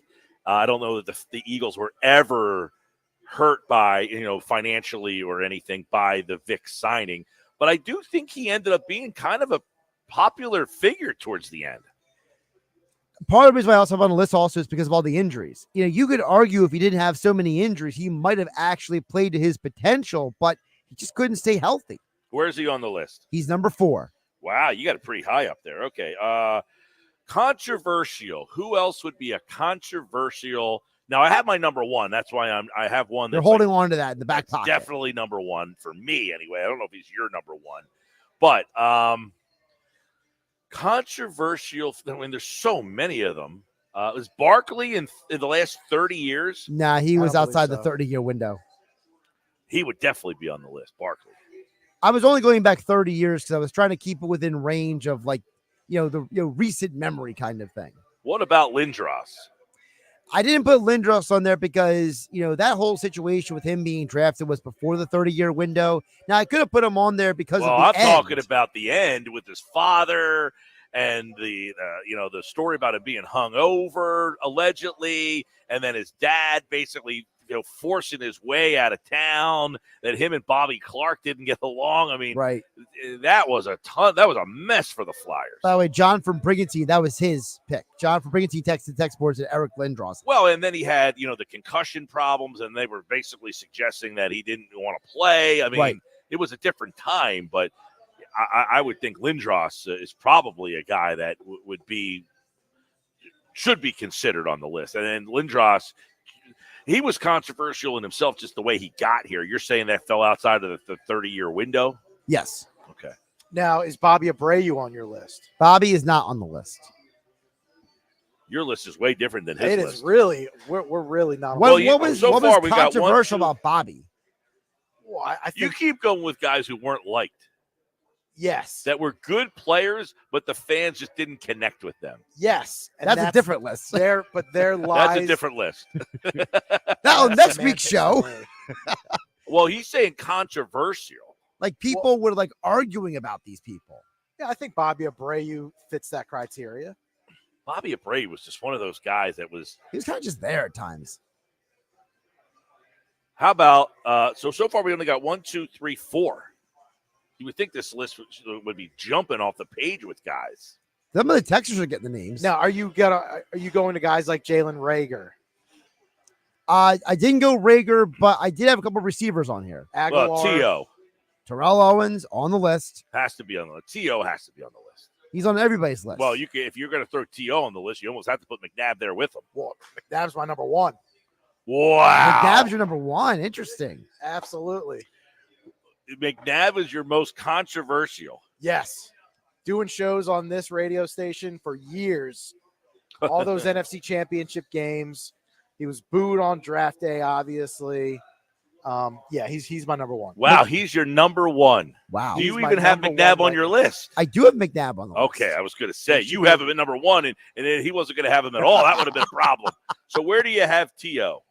So I have T.O. lower than McNabb, actually, because T.O. wasn't here that long. So I had to put him down at 15. All right, so T.O. 15. Where's McNabb? McNabb is 6. McNabb high. All right, McNabb, you have him at 1. Right. See, I would even consider being McNabb higher. The only reason why I didn't, because there's a couple of people I have in the top 5 that it's just like, I know that like McNabb was kind of like we were all like annoyed and frustrated with him, but like he had more success than some of these other guys. Let's see. Am I forgetting? Now we're going what players. about Ilya Brizgalov? Oh, it's a great poll. Brizgalov is on the list and he's in the woods. What number is he? I put him at 14 just because of the fact that, it wasn't very long. It was like a 2-year period of that fiasco. By the way, they're still paying him through 2026. I was going to say, I will say, while he wasn't here long, he was supposed to be, they finally spent money. They just said, it was like Mr. Snyder said, you know what? I'm tired of this goaltending problem. Just go get me somebody. They bring this guy back, and he's like a bear crapping in the woods. I mean, Jesus. He was just a wackadoodle. I mean, his first year, he actually was solid. He had 6 shutouts. He had a good goals against average, but the second year just completely fell apart. Yeah, he was never, ever. He never lived up to the money. If you're going to put Brizgalov on there, I guess you got to throw Carter Hart. I didn't put Carter Hart on there just because that was more like a legal issue than it was like the fans, debating about him. So we're going players. You have obviously players, coaches, GMs, Yep. owners. I don't have owners on there, but I have coaches and GMs. I have a GM. I mean, it's probably your number one, Sam Hinkie. Hinkie would be my number one, Yes, far cat's out and of the away. bag. Yes. Yeah. Hinkie was my number one, far and away. It is by far the most in all the years that I have done this show, there has never been a figure that represents something that was so debated, and it is still debated to this day. Yep. About what the Sixers did, and he was the face of the process. Sam Hinkie, by far and away, you can make an argument that if you were really doing a sports list of the most controversial, that he would be included on that list because he really changed the way that sports are thought of by the fans. He made losing acceptable. Tanking. He made other franchises want to do what the Sixers did. OKC. He made leagues put rules in. Yep. This is like Wilt in basketball. on the floor. He made leagues. The NBA had to put rules in for this guy. You could make an argument that he's not the most controversial figure in Philadelphia. He could be up there as the most controversial figure in the NBA for the rules they had to put in because of what he did. People to this day still argue process, anti-process. It's not close. Sam Hinkie, number one. He is also my number one for the reasons you mentioned, Mike, but also he's my number one for another reason. There is nobody else on this list that there is arguably an even number of pro for and pro against than him.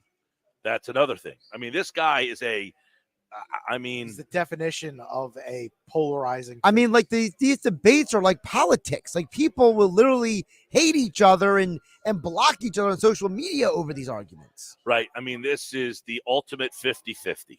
You have half the people who loved what Hinkie did, revered him, and you have half the people who absolutely could not wrap their heads around how this could be plausible and absolutely despised this organization for doing it. So you guys guessed 1 and 2 already. Hinkie is 1, Ben Simmons is 2. You also guessed Michael Vick at number 4. You guessed Donovan McNabb at number 6. You guessed JD Drew at 11. T.O. is 15. Scott Rowland, you guessed as well. And Brizgalov is 14. Andy Reid. Andy's not on the list. Okay. Andy's not a bad guess, though. Andy would be an interesting conversation just because of the fact that, so many people hated him, though. Nobody knew who he was when they first hired him. There was that whole thing where it was like, where did they find this guy? All right, I got one. Yeah. You said Andy Reid. It's got to be Chip Kelly. Chip Kelly is on the list, baby. Has to be. Number? 13. Chip Kelly, 13. He could be a little higher, I think. Well, I mean, he was so loved. I mean, it was in Chip we trust. This guy could have walked on water. The first year, he was like a god. Yeah, in 2013, this guy could have said and done anything he wanted to, and people would have just blindly followed him. Sounds kind of familiar. And he leveraged that into getting more power. Yeah, and he leveraged that into getting more power, and they gave him the power, and he was unfit to wield that power, and he is also the only crashed more than possibly anything you ever saw. He's the only head coach Jeffrey Lurie has ever fired in season. So Chip Kelly would be on the list. I got another. How about AI? Is he on there? Allen is not on the list. See, now to me, he's controversial. But he was so loved by the fans. He was loved, but he also brought a lot of controversy with him. He did. So that's why a lot of his controversy came. Well, I mean, the practice stuff. Yeah. But for the most part, I think the fans kind of took his side. Oh, I mean, he was beloved, but he still brought a lot of baggage and controversy. Okay, here's one that might be outside the box. All right. How about Nick Foles? Nick Foles is not on the list, but one of his teammates is. The concept of these people that thought that Foles, should have his jersey number retired, and, people wanted him to be the quarterback over Carson Wentz. Carson Wentz has to be on the list, by the way. Carson Wentz is on the list. He is number 12. All right, Carson Wentz, number 12. We're starting to pick off a couple. Number 3 is still open here. It is. And I only say Foles, not because he was disliked. It was just like you had someone like, there was people like me that are like, he wasn't that good of a quarterback. He just happened to win the Super Bowl. And then you had other people that said, I don't care. Get rid of Wentz and keep Foles. See, I went with Wentz instead of Foles because Wentz was the second overall pick. He had that amazing 2017 season before he got injured, and then he was playing well in 2019, got injured again. There was the whole weird report where, guys don't like him in the locker room. There's a lot going on there. There was a lot. No, Wentz deserves to be on the list, no question about it. I'm trying to go through the different teams real quick and saying, is there somebody that stands out that I'm kind of There's a couple I'm surprised you haven't mentioned yet. Let me go with Nnamdi Asomugha. Nnamdi did not make my list. I don't know that you've gotten one. I am really struggling here with this game. I'm just not having a good time. I think everyone just hated Nnamdi. That was the thing for me. Well, not when they signed him. Not when they signed him. That's true. He's more of the lines of the Ilya Brizgalov. How about Howie Roseman? Howie did not make my list because he's so beloved now. Oh, I can't agree. But he's beloved now. You can make an argument, okay? Before Before winning a World Series. No. He was in the janitor closet Yes, when Chip Kelly before was they here. won the Super Bowl. And I said this many times. Howie Roseman was the most hated and vilified sports figure in the city of Philadelphia, and there wasn't a close number 2 at that time. Not one. He was far and away the most hated guy. As I hosted this show, people despised him. And then he won that Super Bowl, and now he's somewhat, Howie season, yada, yada. But as the team starts to lose its handle, you start to hear those Howie people saying, see, I told you. Howie Roseman, to me, almost could be number 2 on the list. Wow. I'm telling you, in the time I've done this show, Hinkie has been the most polarizing. Roseman was the most hated. And then that turned into, like, maybe I was wrong about this guy, and now it's almost flipping Right back now he's hated to again because he signed maybe Bryce I Hall. was right about this guy. Right. Yeah, Roseman has to be on the list. So I have written down that I need to add Bynum, Roseman, and Lindros. That's the 3 I have to add so far. You might be able to put Chuck Fletcher on that list, too. Or no, how that's about a Dave great- Hackstall? Hackstall. Chuck Fletcher, that's a good one. Fletcher, I would put ahead of Hackstall. I mean, Fletcher was kind of behind the scenes, but Hackstall was despised because they hired this guy out of College college, coach. which was kind of, starting to look at coaches now a little bit. How about Gabe Kapler has to be on the list. yeah. Kapler is on the list, and he's got to be high. He's number 3. Okay. Wow. That's the third guy in the last 30 years. Who's the third man? Gabe Kapler is the third most. The Kapler thing was argued so much. Yeah, he was hated. I mean, the baby But oil, he had no. right? He not only he was hated and had no supporters.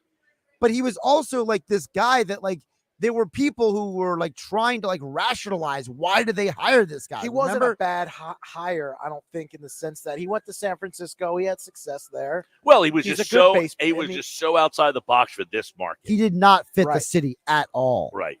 Yeah. Which But he was leads still me a good to hire. another guy I'm surprised you haven't named. Another guy doesn't fit into the city. James Harden. Is he on the list? Oh, James Harden is on the list. Good job, Pete.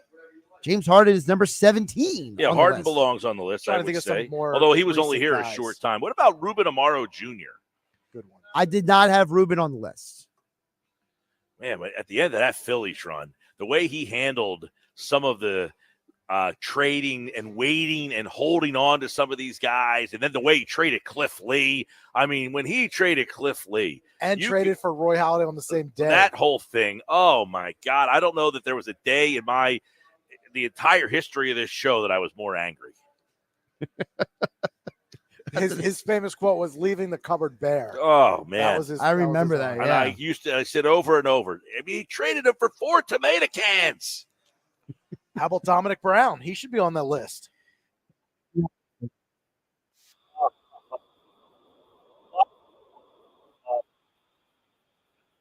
P. Crawford was the number 1 prospect in all of baseball. He didn't make it. You guys can keep texting him in. We'll try to knock some more of these off throughout the show. 609-403-0973. Are there some on the text board that we have not gotten yet? Yeah, the text board got one. Cutter Gauthier, he made the list. That's That's for a Brian freshie. and EHT. That's a freshie. Also on the text board, Markel Fultz was named. He Well, made that's the a good list. Fultz has to be on that list. All right, that was fun. We'll try to continue to knock off some throughout the show. When we come back, though, the Eagles getting ready for the Giants. And what happens if the Eagles lose this game? I'm going to ask John McMullen, who writes for Sports Illustrated, what kind of article would he write if the Eagles lost this game? How would that look? That's next. This is the Sports Bash Live on 97.3 ESPN, live at Chickies and Pete's in Egg Harbor Township. You're listening to the Sports Bash with Mike Gill. Never thought this radio still 97.3 ESPN. unbelievable.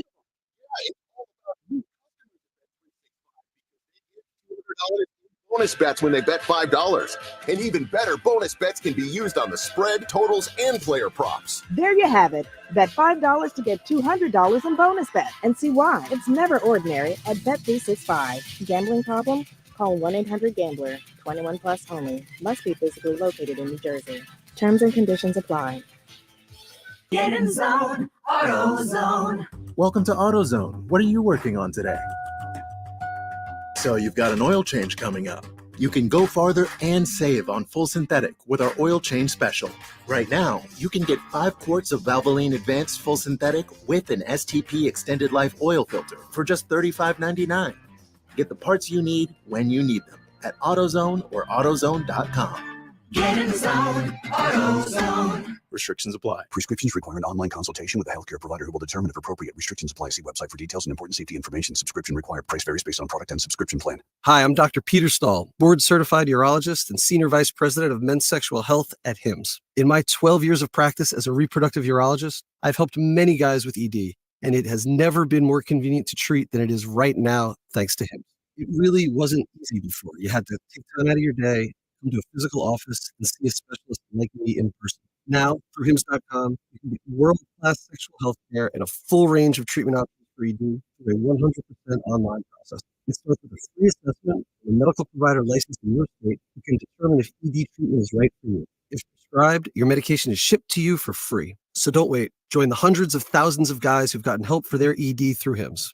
To start your free online visit and find ED treatment at up to 95% off brand name prices, go to hims.com/joy. That's hims.com/joy for your free online visit. For 75 years, Jenkins Plumbing, Heating, and Air Conditioning has been the name you trust, where one call does it all. Jenkins expert technicians have been delivering top-notch service to local homeowners. Renovating your kitchen or bath? Call Jenkins. Need a new heating or air conditioning system, service or maintenance, or even ductless air conditioning? Jenkins has you covered. They also specialize in water heaters, boilers, oil service, plumbing and drain cleaning, water line, and sewer main repairs or replacements. Call 609-641-6262 or visit jenkinsandsons.com today. Hey, if you have ugly yellow toe fungus, you got to hear about the secret 2-minute trick that I found for my husband. It works from both the inside and the outside.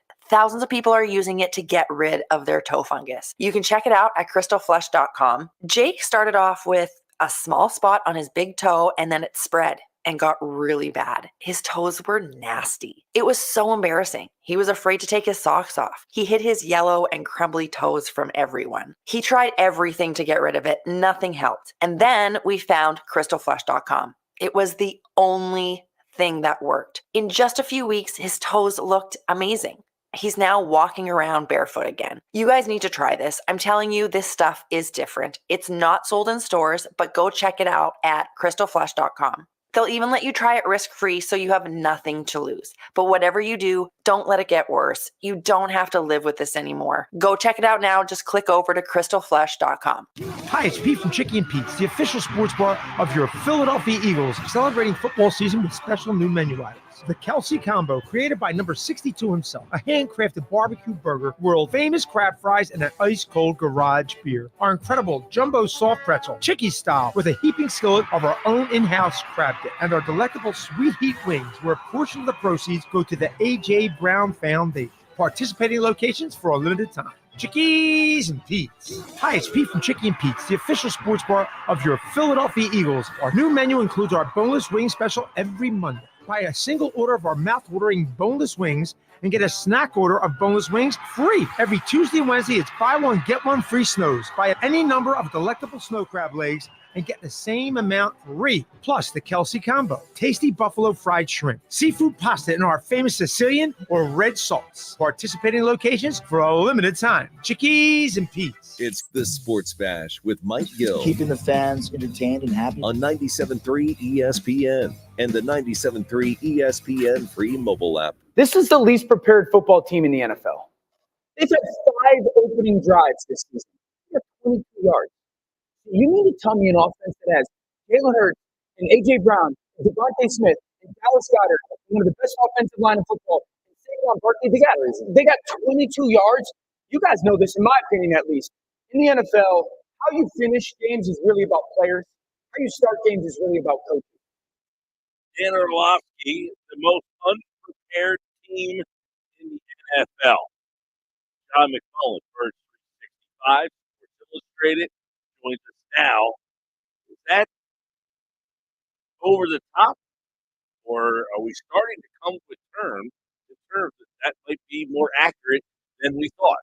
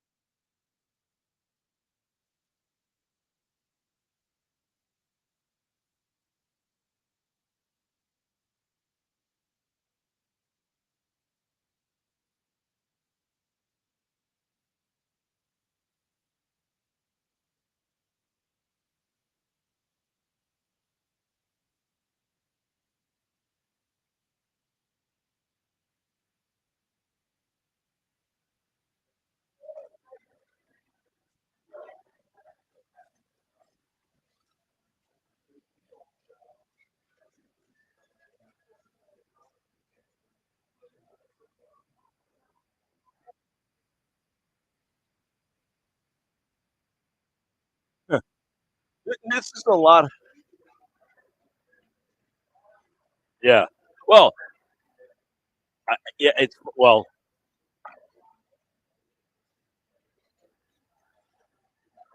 At the end of the game, right? He said at the end of the game, the players win. The start of the game, the coaches.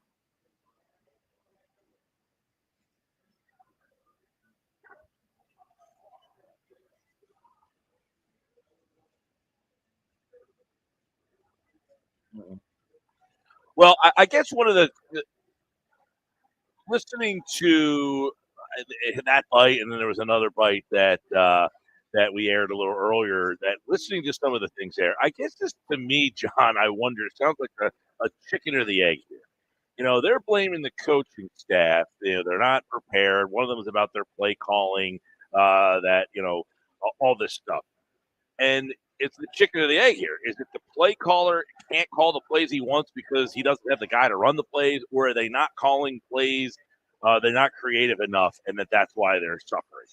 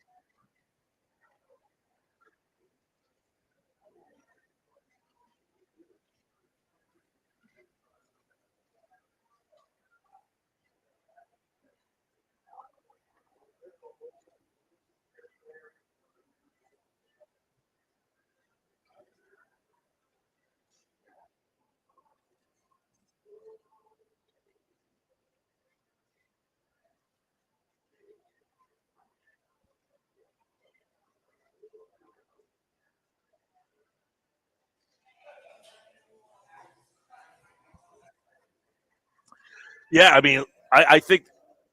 Well, and that it's like so we look at Jalen. Obviously, he's connected to all this as the quarterback. What can they do? What can't they do? And in 2022, you're looking at this guy who far exceeded expectations. Have we seen the very best of Jalen Hurts? You would think at 24 years old, he was just scratching the surface. But do you think we've seen the best of Jalen Hurts? And this kind of who he is. Just he's good. He's not awful, but he's not the guy that he was back then.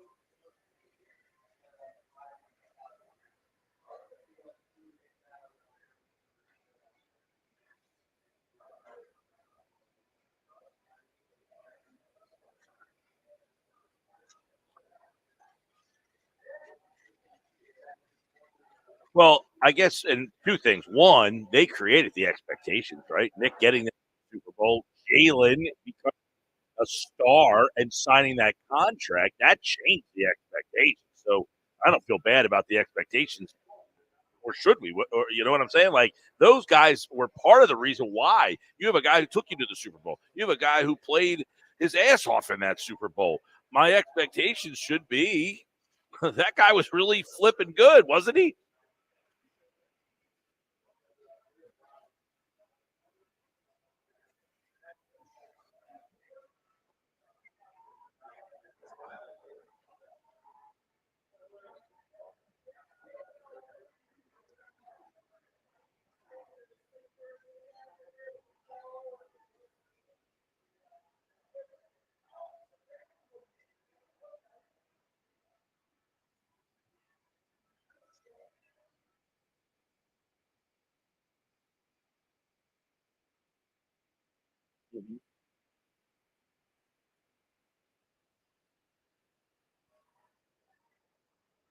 Well, I guess the question would be then, is all this stuff being blown out of proportion based on the injury situation? In other words, if they've been healthy for 5 weeks, we're not really having this conversation, and we're probably saying, man, this offense, our buddy Jeff Kerr, he put out a tweet the other day about, last year in L.A., Kellen Moore's offense, 6th in the league in motion. Now, here, 26th.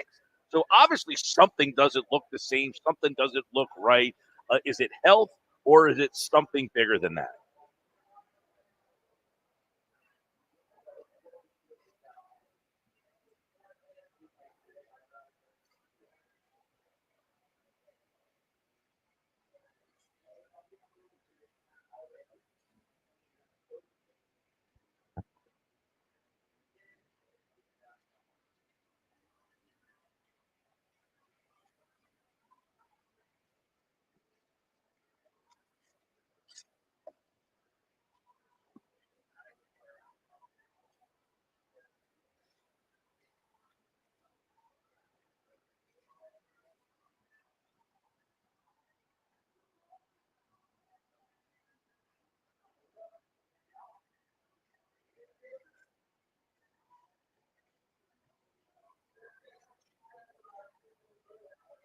Well, last year they were 30.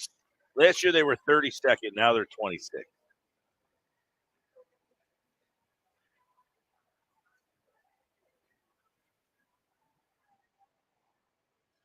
Gotcha.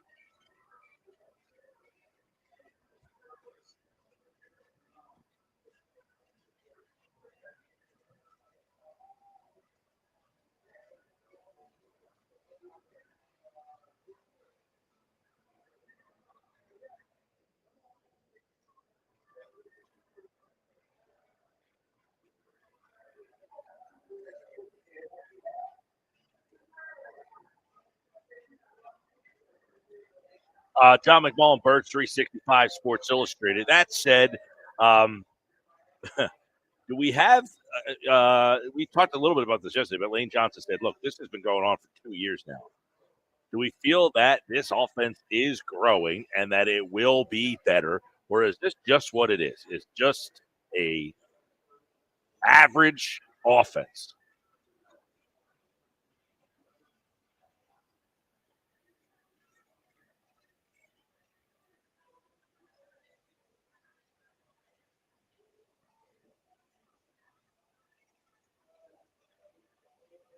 Mm-hmm.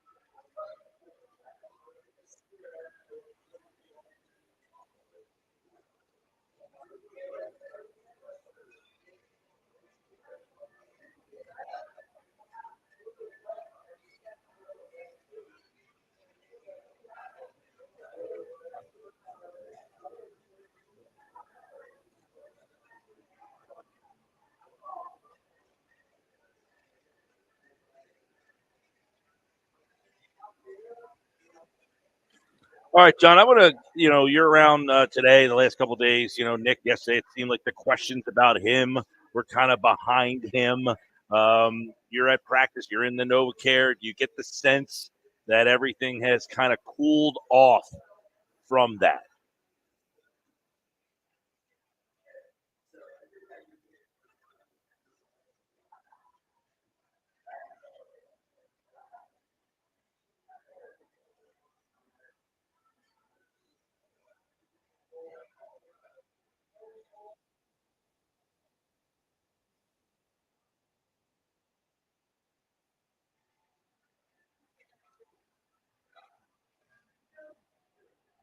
Yeah.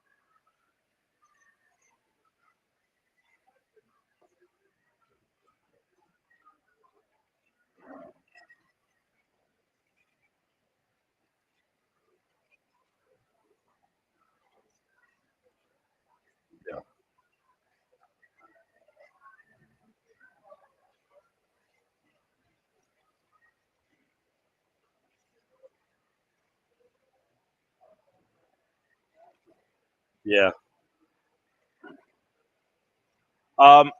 Yeah.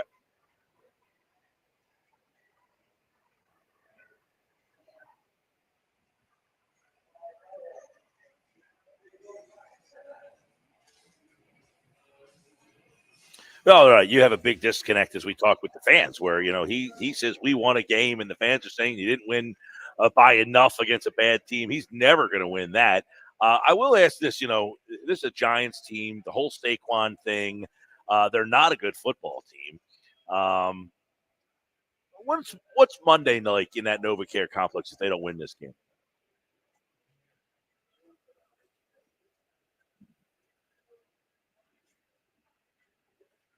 Right, this is a division game. This is a division game who's not versus a team that's not well regarded.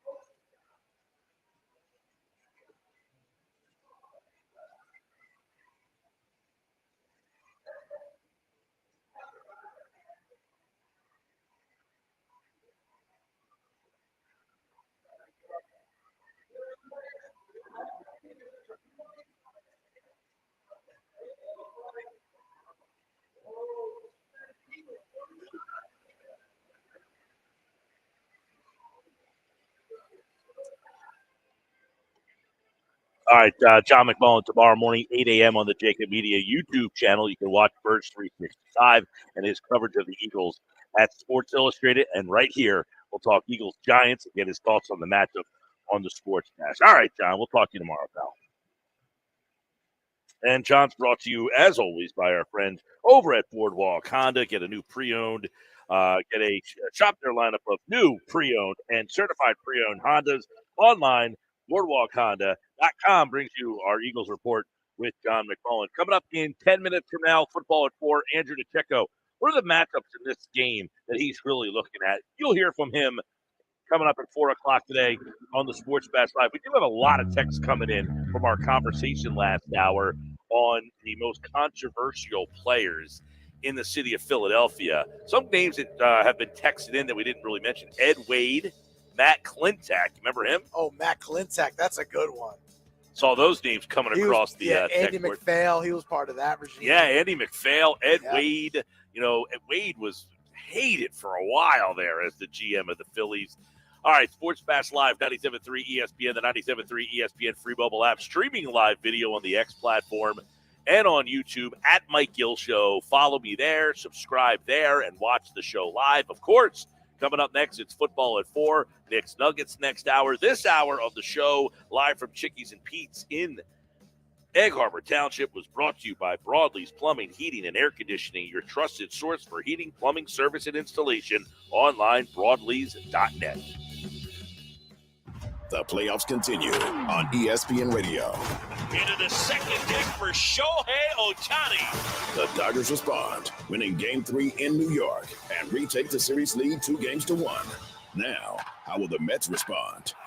Game 4, the Dodgers and Mets. Coverage begins tonight at 7:30 Eastern with first pitch at 8 Eastern on ESPN Radio. It's the NLCS. Dodgers, Mets. Game 4, brought to you by Shore Physicians Group. Be well connected. Visit shorephysiciansgroup.com. 97.3 ESPN has teamed up with Seize the Deal for incredible weekly offers from some fantastic local restaurants. Here's this week's big deal. Get a $50 gift card, good for use at the Ravioli House in Wildwood for just $25. Get this great deal starting Friday at 9 a.m. at seizethedeal.com. Hurry, chances are this deal will sell quickly. For more info on this great deal, go to seizethedeal.com. SeizeTheDeal.com. Some people just know they could save hundreds on car insurance by checking Allstate first. Like, to check that your seats aren't in the visitor section first before buying tickets. I'm so excited for this game. I can't believe you got us tickets. Me too. Wait, are we on the wrong side? Yeah, checking first is smart. So check Allstate first for a quote that could save you hundreds. This is going to be a long game. You're in good hands with Allstate. Savings vary, subject to terms, conditions, and availability. Allstate Fire and Casualty Insurance Company and affiliates, Northbrook, Illinois. Get your holidays started with the perfect tree in your perfect style from the Home Depot. Whether you want something that you can assemble in a few clicks, steal the show with over 2,000 color-changing bulbs, or a tree with lights that can be controlled by remote or foot pedal. The Home Depot has it all in our huge assortment of premium trees. Plus, get free delivery on over 2 million items this holiday from the Home Depot. Subject to availability, see homedepot.com/delivery for details. Good morning, Doctor. Doctor? Hi, Doctor. Doctor? Dr. Jackson's practice is growing. What do you mean we're still short-staffed? He needs a good patient doctor. How do we not have enough doctors to doctor all these patients? And he doesn't have the patience to sift through hundreds of resumes. I need Indeed. Indeed you do. When you sponsor a job on Indeed, it's easier for talented candidates to find it, which makes it easier for you to hire them. Visit Indeed.com/credit and get $75 towards your first sponsored job. Terms and conditions apply. Step into the heart of Tuckerton at Doyle's Poorhouse, where great food meets a family-friendly atmosphere. Craving a hearty meal or a place to unwind with friends? Doyle's Poorhouse of Tuckerton has it all. Mouth-watering dishes crafted with care and the best events in town. Live music nights and community gatherings. There's always something happening at Doyle's Poorhouse of Tuckerton. Visit them today and experience the warmth of their hospitality. Doyle's Poorhouse of Tuckerton, where every visit feels like coming home. Visit Doyle's Poorhouse of Tuckerton, your new favorite spot for food, fun, and family. Hey, if you have ugly yellow toe fungus, you got to hear about the secret 2-minute trick that I found for my husband. It works from both the inside and the outside. Thousands of people are using it to get rid of their toe fungus. You can check it out at crystalflush.com. Jake started off with a small spot on his big toe, and then it spread and got really bad. His toes were nasty. It was so embarrassing. He was afraid to take his socks off. He hid his yellow and crumbly toes from everyone. He tried everything to get rid of it. Nothing helped. And then we found crystalflesh.com. It was the only thing that worked. In just a few weeks, his toes looked amazing. He's now walking around barefoot again. You guys need to try this. I'm telling you, this stuff is different. It's not sold in stores, but go check it out at crystalflesh.com. They'll even let you try it risk-free, so you have nothing to lose. But whatever you do, don't let it get worse. You don't have to live with this anymore. Go check it out now. Just click over to crystalflesh.com. $5,000. That's the average amount of money people in the U.S. are now spending on gas in a year. $5,000. That's crazy. If you drive, you have to download Upside, the free app that gives you cash back every time you get gas. That's right. You can earn real cash back with Upside just by buying the gas you're already buying. You can literally start earning cash back today. I use Upside every time I fill up, and I've already made around $200-$300. You're putting gas in your car anyway. Why not get real cash back? If you like free money, download Upside. I'm saving the cash I earn from using Upside to help pay for a vacation later this year. Download the free Upside app now to earn cash back every time you buy gas. Use promo code YEAR to get an extra 25 cents per gallon on your first tank. You can cash out anytime right to your bank, PayPal, or a gift card for Amazon and other brands. Just download the free Upside app and use promo code YEAR for a 25 cents per gallon bonus on your first tank. That's code YEAR for a 25 cents per gallon bonus. We're going abroad for the first time in years, to Spain. So we started using Babbel. And started learning Spanish fast. With Babbel, you can start having conversations in another language in just 3 weeks. ¿Cómo te llamas? ¿Cómo te llamas? When you learn a language, you want to actually use it. Babbel is designed with that goal in mind. In just 3 weeks, we're starting to have conversations in Spanish. Gracias, Babbel. Babbel, language for life. Now try Babbel for free at Babbel.com. That's BABBEL.com. Go to get your game on at the Gallery Bar Book and Games at Ocean Casino Resort. Cheers your favorite drinks while cheering on your favorite team. Get in on the parlay while in the middle of a party. Go for the sports scene and go for the endless screens. Go to the Gallery. Go to the Fanatics Sportsbook. Go for the win at Ocean Casino Resort. For more information, visit theoceanac.com. Must be 21 or older to wager or consume alcohol. Gambling problem? Call 1-800-GAMBLER. Get in zone, AutoZone. Welcome to AutoZone. What are you working on today? So you've got an oil change coming up. You can go farther and save on full synthetic with our oil change special. Right now, you can get 5 quarts of Valvoline Advanced Full Synthetic with an STP Extended Life oil filter for just $35.99. Get the parts you need when you need them at AutoZone or AutoZone.com. Get in zone, AutoZone. Restrictions apply. It's the time of year for killer deals. You've had your eye on some hot new wheels. We want to pay off your loan or lease and tell your old car to rust in peace. Get your Matt Black Kia today. Buried in a loan or lease? Matt Black Kia wants to get you released. Then treat yourself to 0 down, 0 payments until next year. Even 0% up to 72 months on every clearly marked new Matt Black Kia in stock. You won't need a costume to get a brand new Matt Black Kia Forte LXS under 20 grand. That's right, a brand new Kia, just $19,999 with any trade. That's less than most used vehicles. It's gotta be a Matt Black Kia. Bulletproof credit 24 EV9 and 6, $13.88 per thousand. Not all will qualify. Credit may affect down payment. Offers can't be combined. Go to MattBlackKiaNJ.com for complete details or 888-505-6670. Price includes all costs to be paid by consumer, except for licensing, registration, and taxes through KMF. Rebates and incentives to dealer. Expires 10/31/24. Matt Black Kia, 6211 Black Horse Pike, Egg Harbor Township, and on Route 37 in Toms River. Breaking news, and this one is almost unbelievable. Yeah, it's all about new customers at Bet365 because they get $200 in bonus bets when they bet $5. And even better, bonus bets can be used on the spread, totals, and player props. There you have it. Bet $5 to get $200 in bonus bet. And see why. It's never ordinary at Bet365. Gambling problem? Call 1-800-GAMBLER. 21 plus only. Must be physically located in New Jersey. Terms and conditions apply. Home of the Philadelphia Eagles. They got him again! Sixers. Bang! It's good! Ball game! And Flyers. Tipped in front of the net! 97.3 ESPN, WENJ, WENJ HD, Millville, Atlantic City, a Town Square media station serving all of South Jersey. 97.3 ESPN presents The Sports Bash with Mike Gill. It's time for Football at 4 with Andrew DeCecco, powered by the Inside the Birds podcast. We're never satisfied. That hunger for more. I have it. Everyone has it. Now live, this is Football at 4. And Football at 4 is powered by the Inside the Birds podcast. It's brought to you by Bet365, whatever the sport, whatever the moment. It's never ordinary. You know what's not ordinary there, PG, is those A.J. Brown Sweet Heat wings that they have here now at Chickies and Pete's, at all the Chickies and Pete's locations. But we're at EHT. If you're looking for something tonight, you get a nice little Sweet Heat A.J. Brown wings, and we'll see if A.J. Brown can have a big game on Sunday against the Giants. How will that happen? Well, we're going to get into it right now. The matchups to watch. Andrew DeCecco from InsideTheBirds.com joins me now for another edition of Football at 4 on the Sports Bag. AD, what's up, my man? Always good, brother. Good to catch up with you as always. And, man, a lot of very controversial week with everything that's happened kind of off the field. But on the field, they're getting ready for the Giants. And, obviously, you saw them against the Browns. Give me an overview of where you think this offense is. Some people say, hey, this is the most unprepared team. How do they not score in the first drive or the first quarter of a game? Through 5 games, I know the injuries cloud things. What is the identity of this Eagles offense?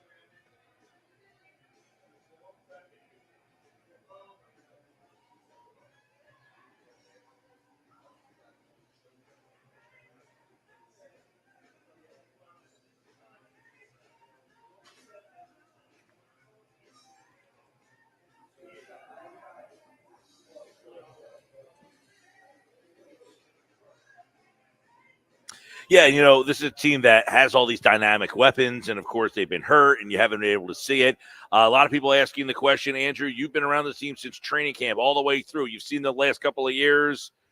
Does this look like an offense that is new and different and, is innovative even the right word? Is it being clouded by the injuries? Or does this offense look a lot like the offense we've seen here in Philly? And is that because of the quarterback, the coordinator? Where do you kind of see this offense stylistically?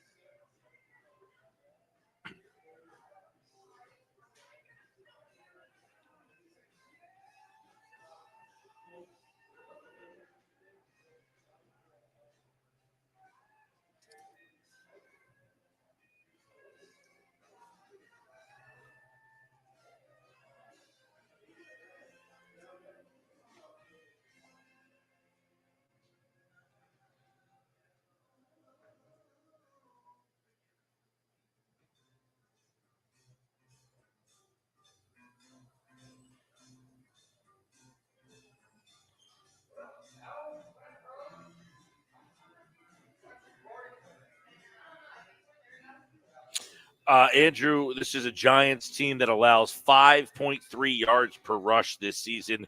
It is the worst in the NFL, but they have some players on that defense. But you hear 5.3. We know Barkley. It's going to be an emotional type of game, I would imagine, for him. The Philadelphia Eagles, though, Mailata out, so you got a banged-up offensive line, at least on the left side. But is this a matchup that you like in terms of their run game? The Eagles line, 5.3 yards per rush, the Giants side of the ball. Is this a game where you like the running game?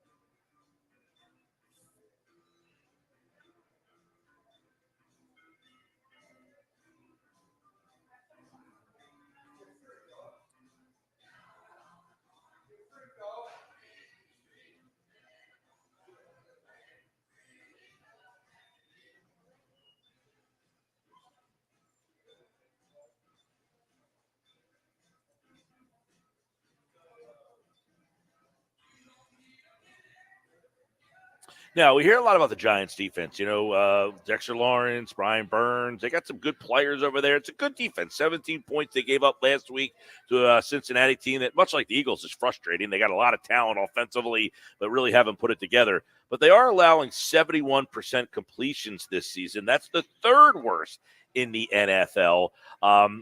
So is this going to be a game at the end of the day that the Eagles should be able to, and we just talked about should be able to run the ball, but should they be able to make plays in the pass game?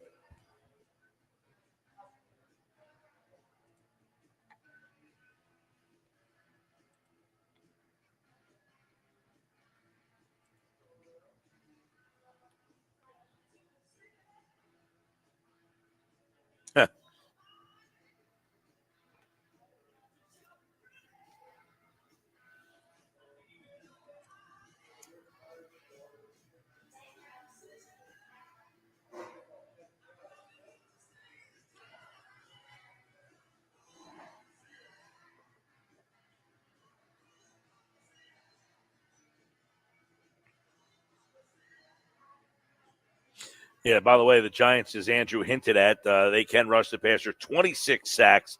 That is tied for sixth in the league. They get a lot up front with the nose guard, Dexter Lawrence. This will be a handful for Cam Jurgens this week. We'll see how they approach Dexter Lawrence. And if Brian Burns, he's a handful to try to figure out as well. You mentioned Mailata will not play. Goddard not playing. I want to get your thoughts on how that affects both the run game and the pass game.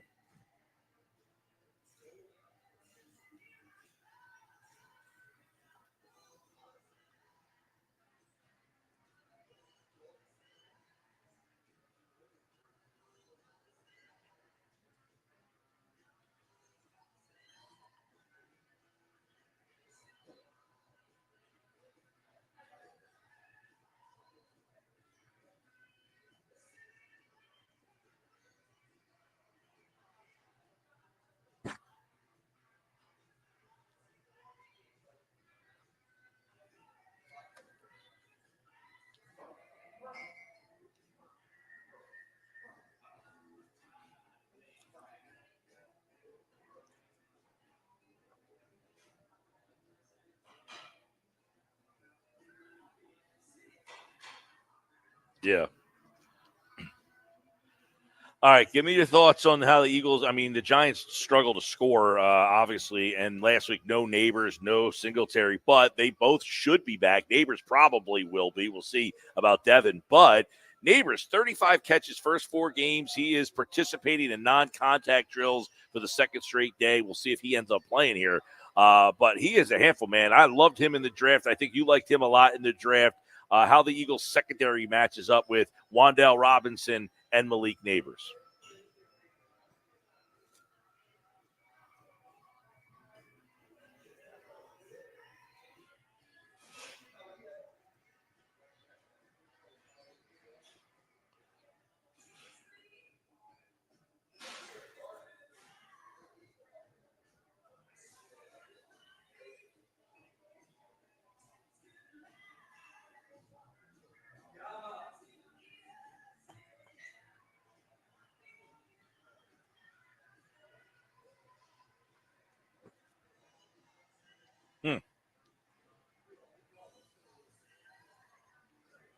Right.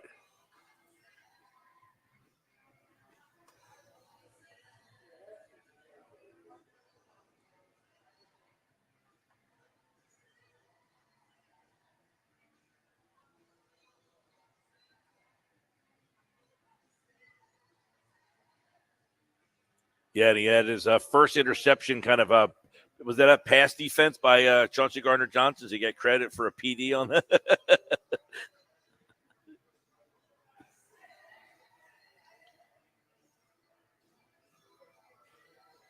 Yeah. The Eagles struggle to get sacks with the pass rush. 5, though, last week. Your evaluation of why is this Cleveland's offensive line's a mess? Did they have a little bit different wrinkle to Vic Fangio? Did Vic Fangio have a little different wrinkle to his scheme last week? Why were they able to get to the quarterback 5 times?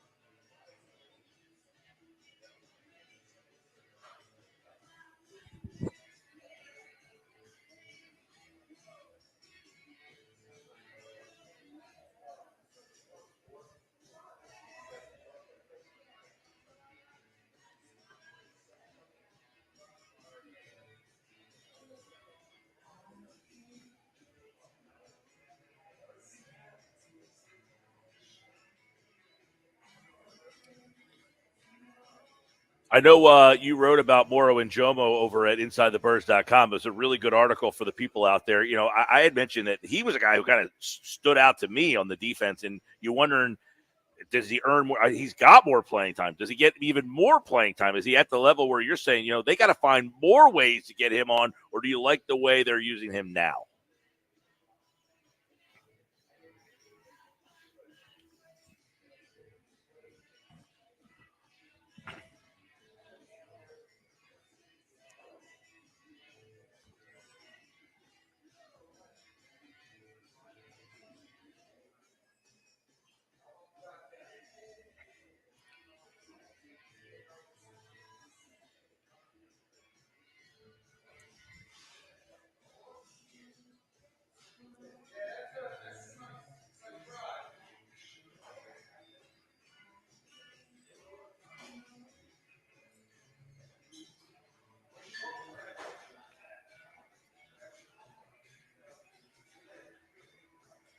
Yeah, agree.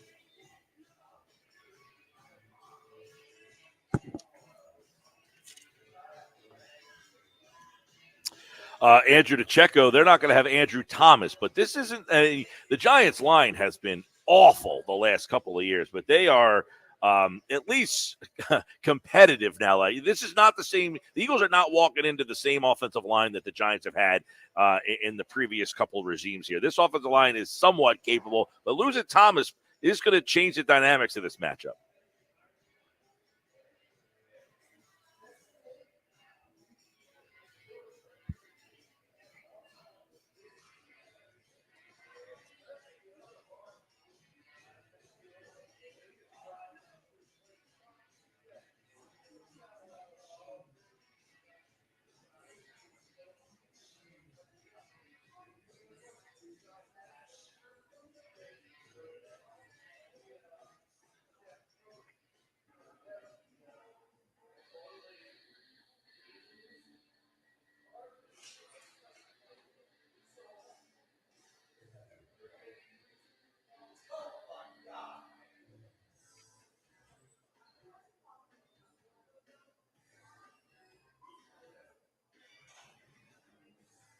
All right. You mentioned and you wrote about Bryce Huff, and I'm wondering, is he starting to get a better, identity in this defense? Are they using him differently? Can we get him off the ground? I know this week, and I bring this up because, Aiden Hutchinson, he ends up getting hurt, so the Lions are looking for pass rushing help. The stories, about Reddick, they can't trade for Reddick back, but, he's going to be a guy. Teams are starting to look around for pass rush. Do the Eagles need to look around for pass rush, or do we feel that they have the answer with maybe getting more from this guy?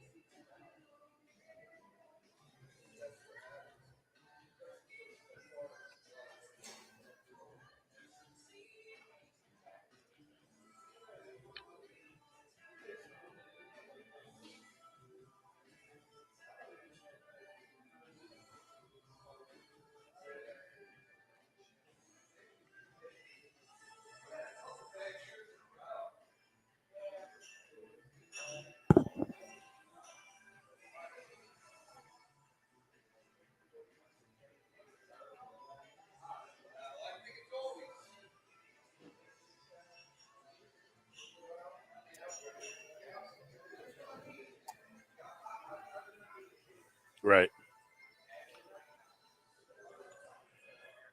All right. The last thing I want to get your thoughts on in terms of this roster is Cooper DeJean. I know you liked him and how they use him as the slot guy here, but maybe even how they used him more than just a slot guy. What more did he bring this defense that helped the success that they had on Sunday and that they can continue to build with him?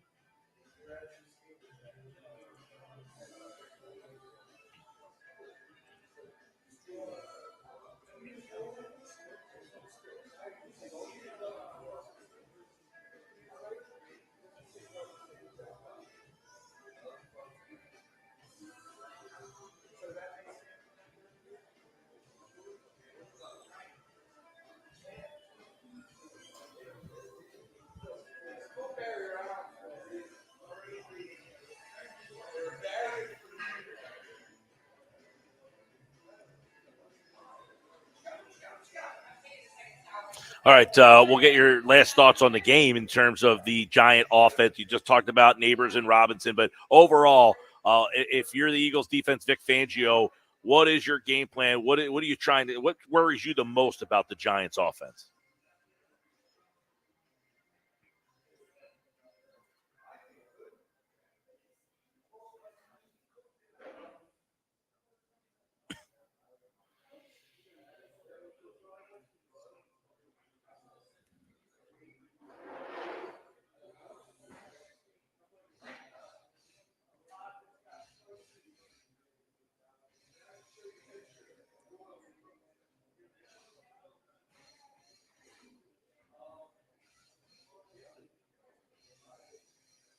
Well, we'll see it all unfold. Eagles-Giants, it's going to be an emotional day for Saquon Barkley.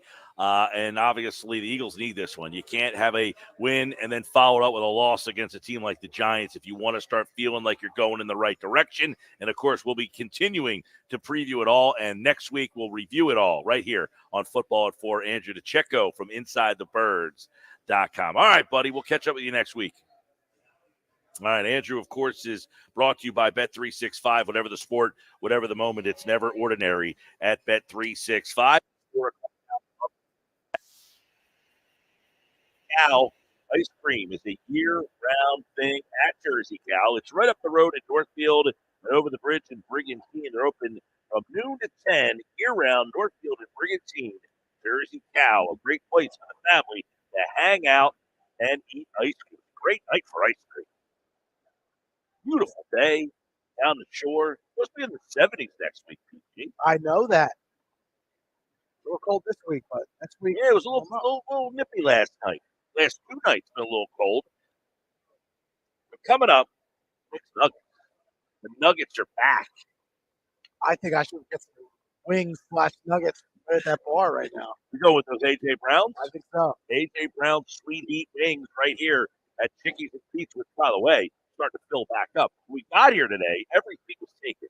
And then it kind of, dissipated. And now the build is coming back. Got NLCS Game 4 tonight.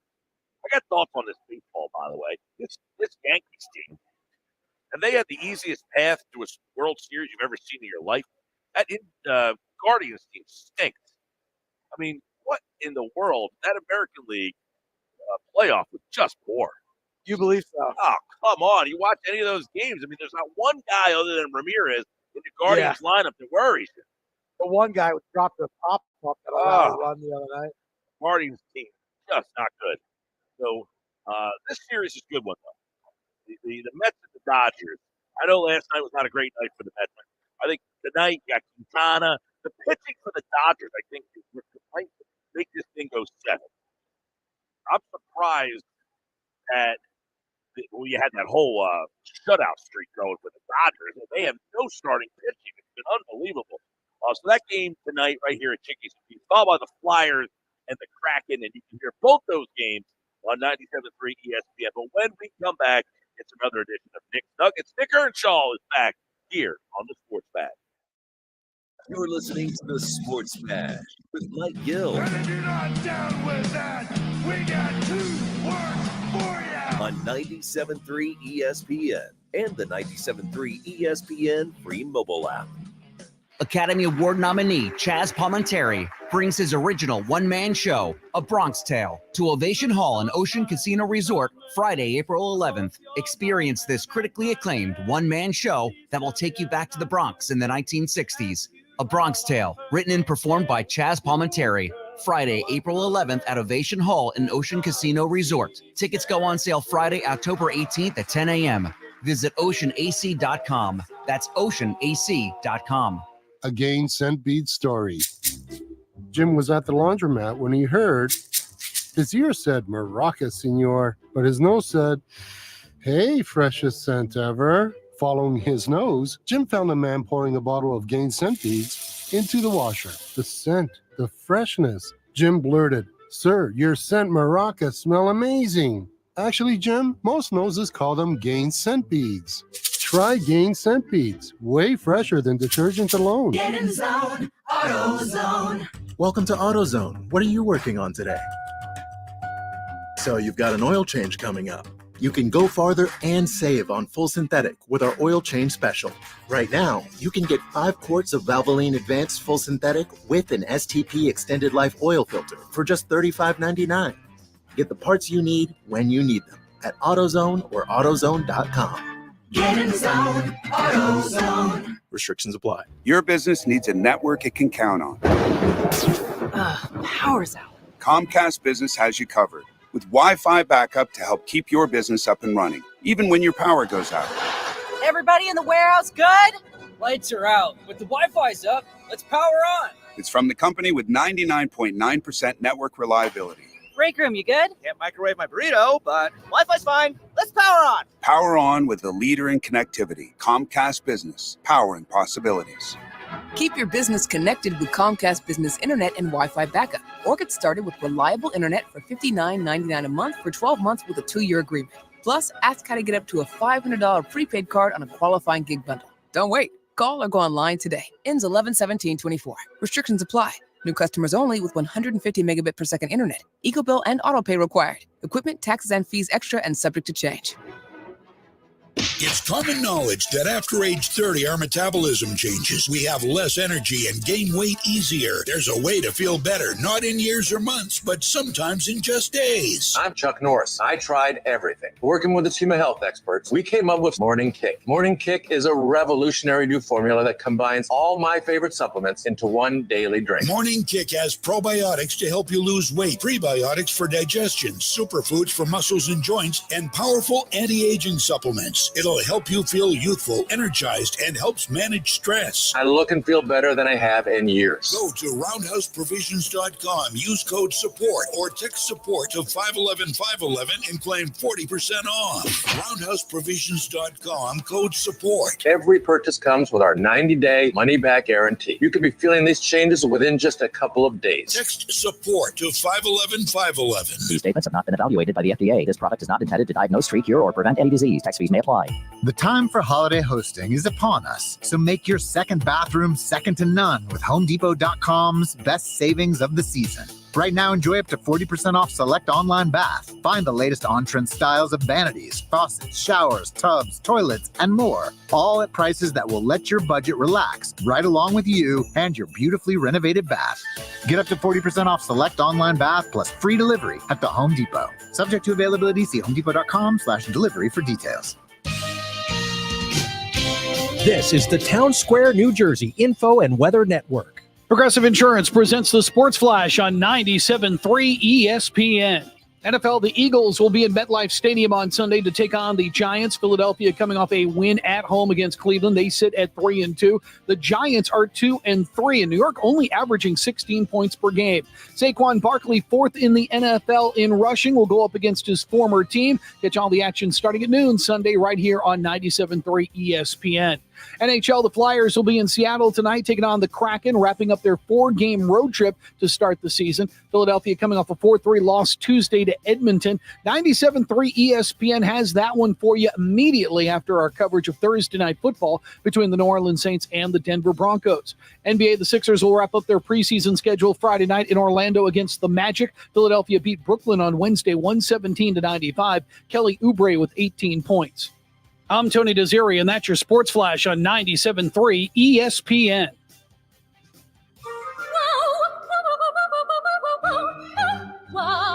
New Jersey might be small, but there's a lot of wow packed into this little state, so what are you waiting for? Wow your way through NJ. Through Sculpture Gardens, Garden Gardens, and Loop-de-Loops. New Jersey, it's one wow after another after another. Find your wow. New Jersey, little state, lot of wow. Jersey Info and Weather Network. I'm Chief Meteorologist Dan Zarrow. New Jersey's next chance for even a raindrop is about a week away at the earliest. So we're looking at dry, warming weather through the upcoming weekend. We'll clear out tonight. It'll be chilly. Low temperature around 44 degrees.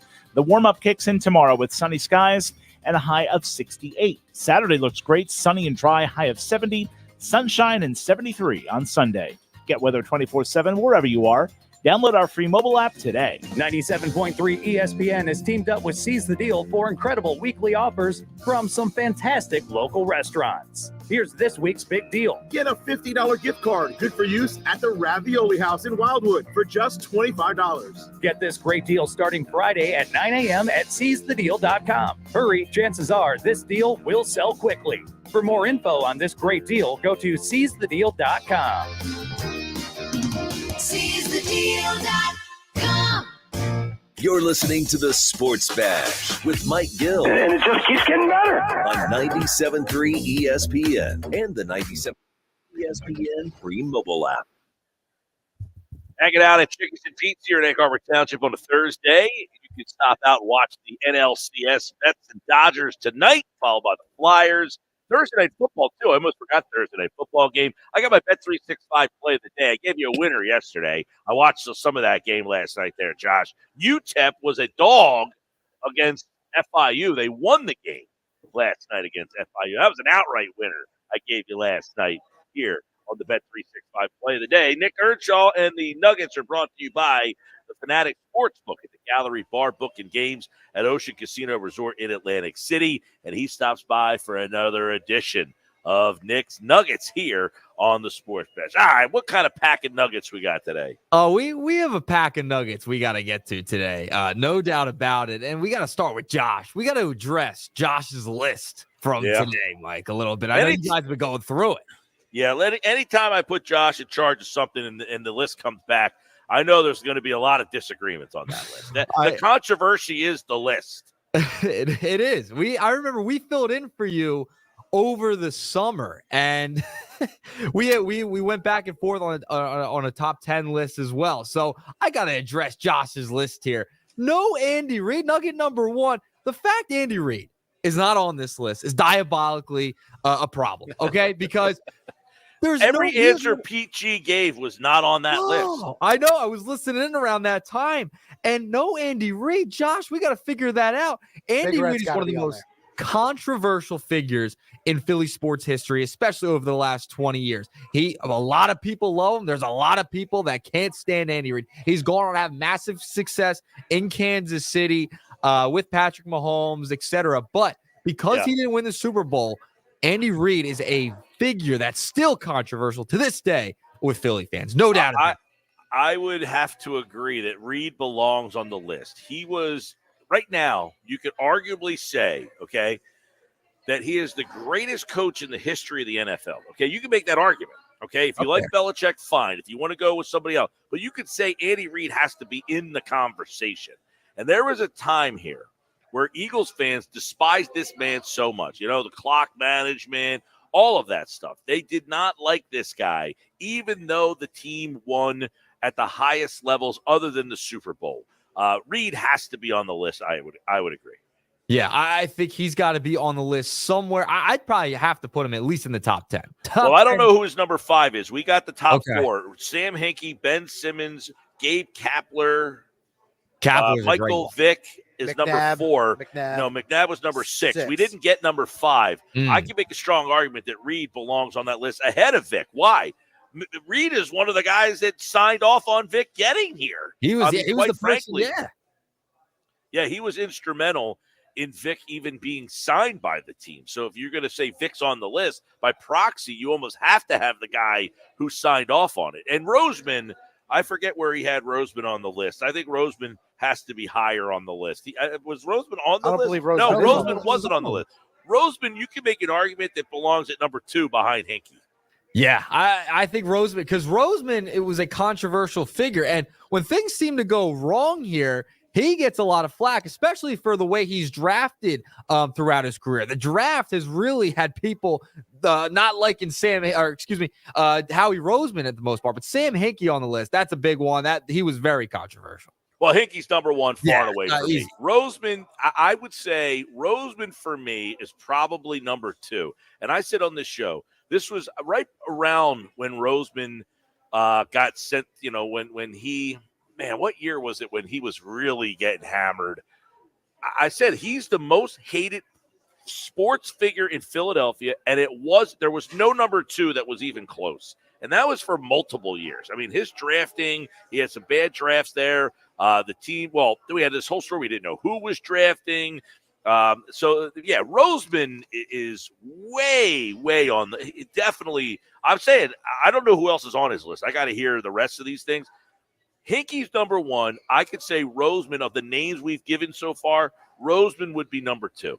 Wow, you would put Roseman number 2 in the whole list. Now, off the names that have been released so far, that the ones that we got so far, I would say Roseman is higher than Kapler, Simmons, Vick, McNabb, J.D. Drew, Wentz, Chip Kelly, Brizgalov, T.O., Rowland. I can't read number 17. I can't read my own handwriting on that one. Well, here's the thing, right? With Roseman, I can't put him that high because he won the Super Bowl and he fixed the hatred but that's part of it is he was hated. Why is he controversial? He was hated, and then they won, and he won people back. He did. And now it's almost as if people are starting to fade back the other way on him again. He's going to another. By the way, Paul Holmgren's another name that we never brought up. That might be that whole Flyers Bobby Clark, Paul Holmgren. My dad will not let me say Bobby Clark because apparently Bobby Clark held me when I was a young kid. Real? Okay.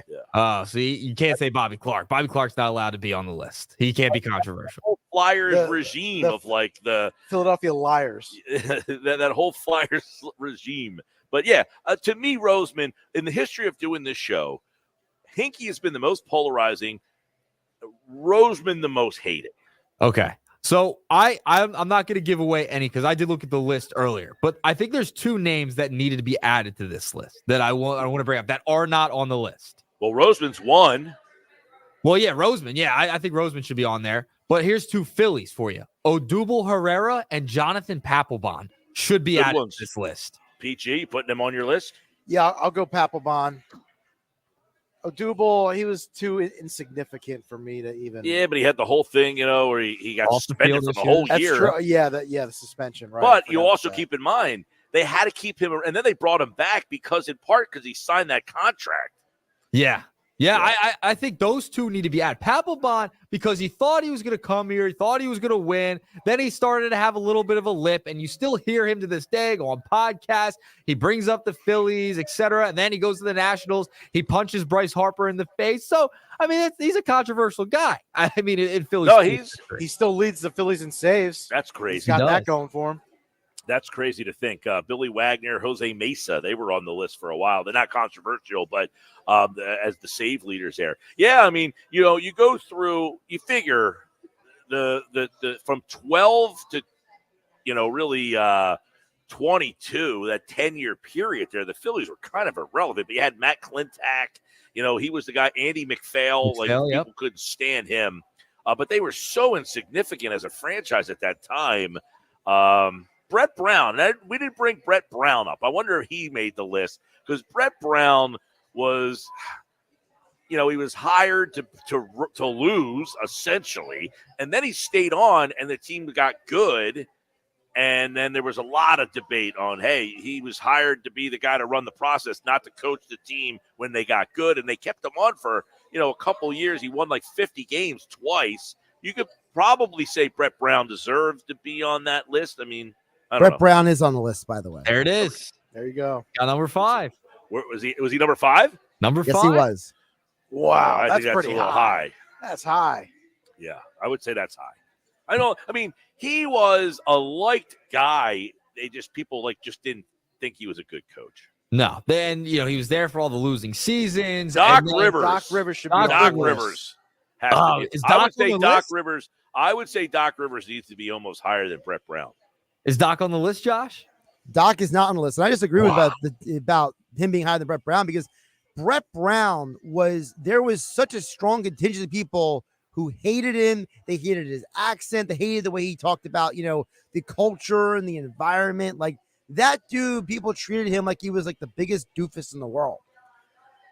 I don't know, man. I feel like people liked Brett. They're like, he's a nice guy, but he's not a good coach. Where Doc, they thought he was condescending. Yep. They thought he was just a jerk. And then keep in mind, when Doc got hired, people loved the move because they thought they were getting this guy who had been a championship coach. And then right off the bat, he was condescending, and it just didn't go right. And nobody embraced Doc almost from like the first month of the season that he lost it. Brett was a guy that people did actually, I think, liked as a guy.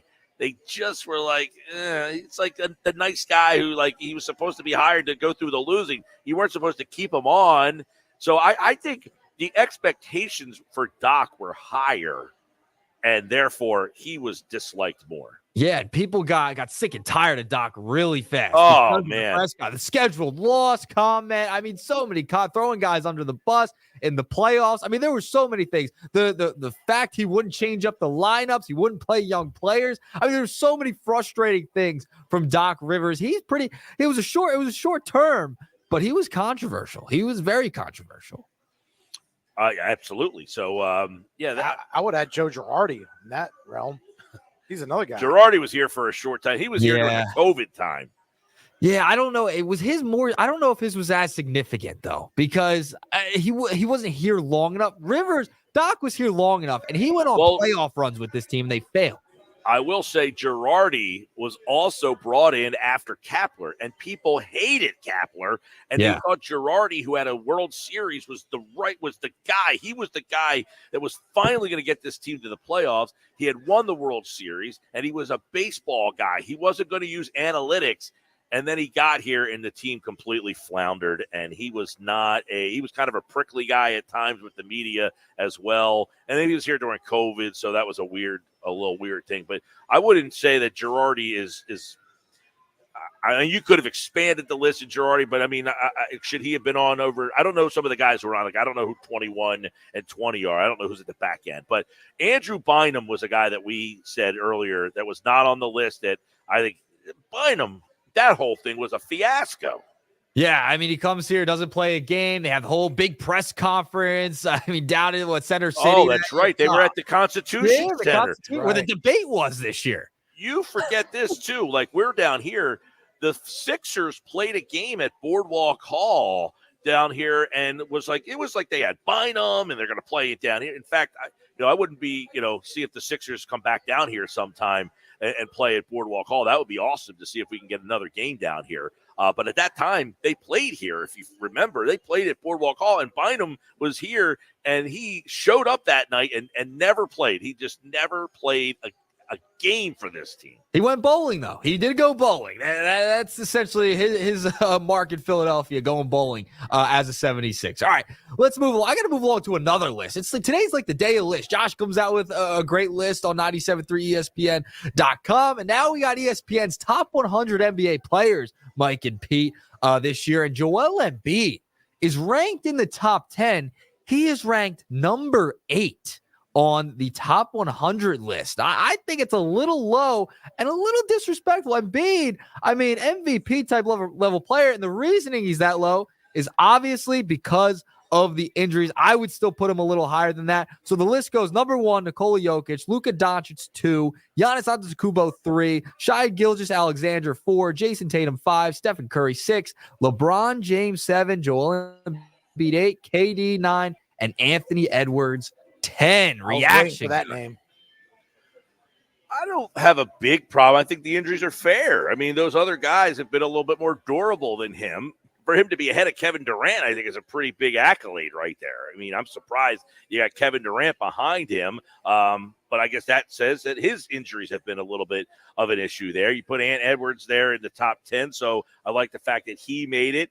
What guy in that top 10 are you saying he needs to replace? I would probably, he dropped 5 spots from last year. I believe he was number 3 last year.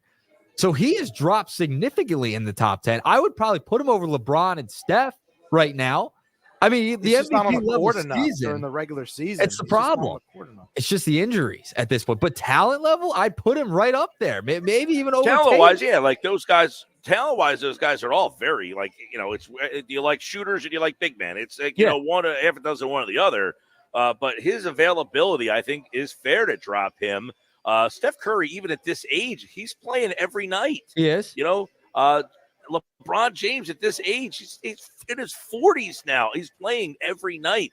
Joel Embiid, not only is he not playing, he's now come out and said, I'm not going to play on back-to-back. So, listen, I understand it. His injury issue has been issues have been a problem for him, and he has to try to figure out how can I manage this to get healthy. But those are a factor as to why he is not truly the elite of the elite, because who knows what his career arc would be if he had remained healthy. He will be such a, controversial. Is he on the list, Josh? I don't know if Josh is back in the studio. I think he stepped out for a second. But Joel Embiid should be on that list as a controversial figure because he missed 2 years with the freaking foot injury that he's never had a problem with since. Quite frankly, that whole thing is a controversy because he should never have missed 2 years. The Sixers, who consistently held these guys out with these injuries when these guys were good enough and ready to play, him sitting out 2 years. And then, he's constantly been hurt every time they make the playoffs. So, yeah, the injuries are a factor, and it's part of the story of why he's number 8 and not number 2 or number 1. Is it fair to put SGA ahead of him, though? SGA's been in the league not too long. He's a very good player. And OKC's been really good over the past couple of years.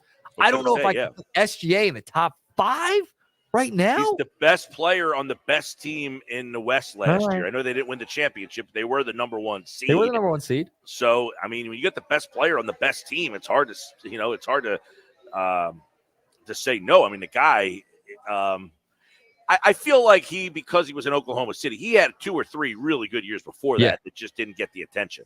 I think that's why. I think like people are kind of shocked with that because he's an OKC, a smaller market. He isn't as big of a name as some of the others on that list. He hasn't been in the league long enough for the most part, but I think he's really good. I don't know if I put Embiid above, or I put SGA above Embiid. I think that's a little bit of a stretch. Embiid's it was so good. Was having an incredible year. Had the 70-point game last year.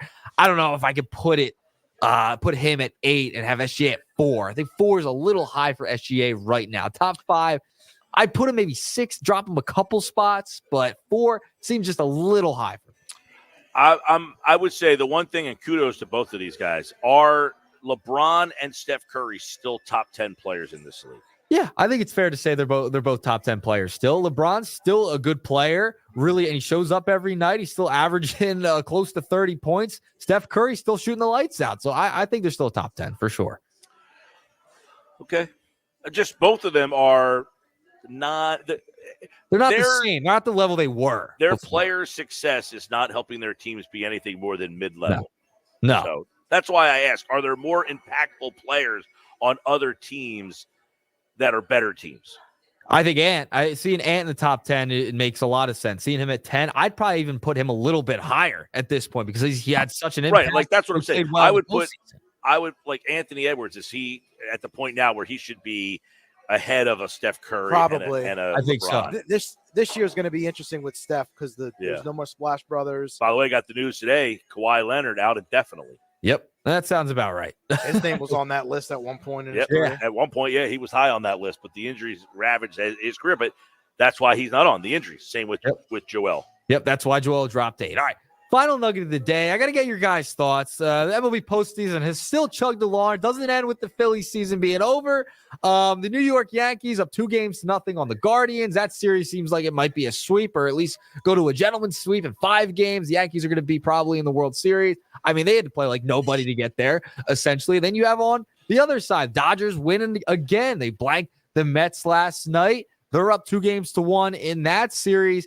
It could go back and forth. I think the Dodgers are going to pull that one out. But would you guys rather see the Subway Series or LA versus New York? I know the MLB is going to be very happy. Their ratings are up in the DS, getting the top markets into the World Series. I think they'll be happy with either one. What say you guys? Subway Series or LA versus New York? By the way, someone just texted in a really good one. Brian Colangelo belongs on that list. Yeah. I don't know if Josh has him on the list or not. Is Brian Colangelo on that list? He is very deserving of being on that list. Josh, is Brian Colangelo on your list?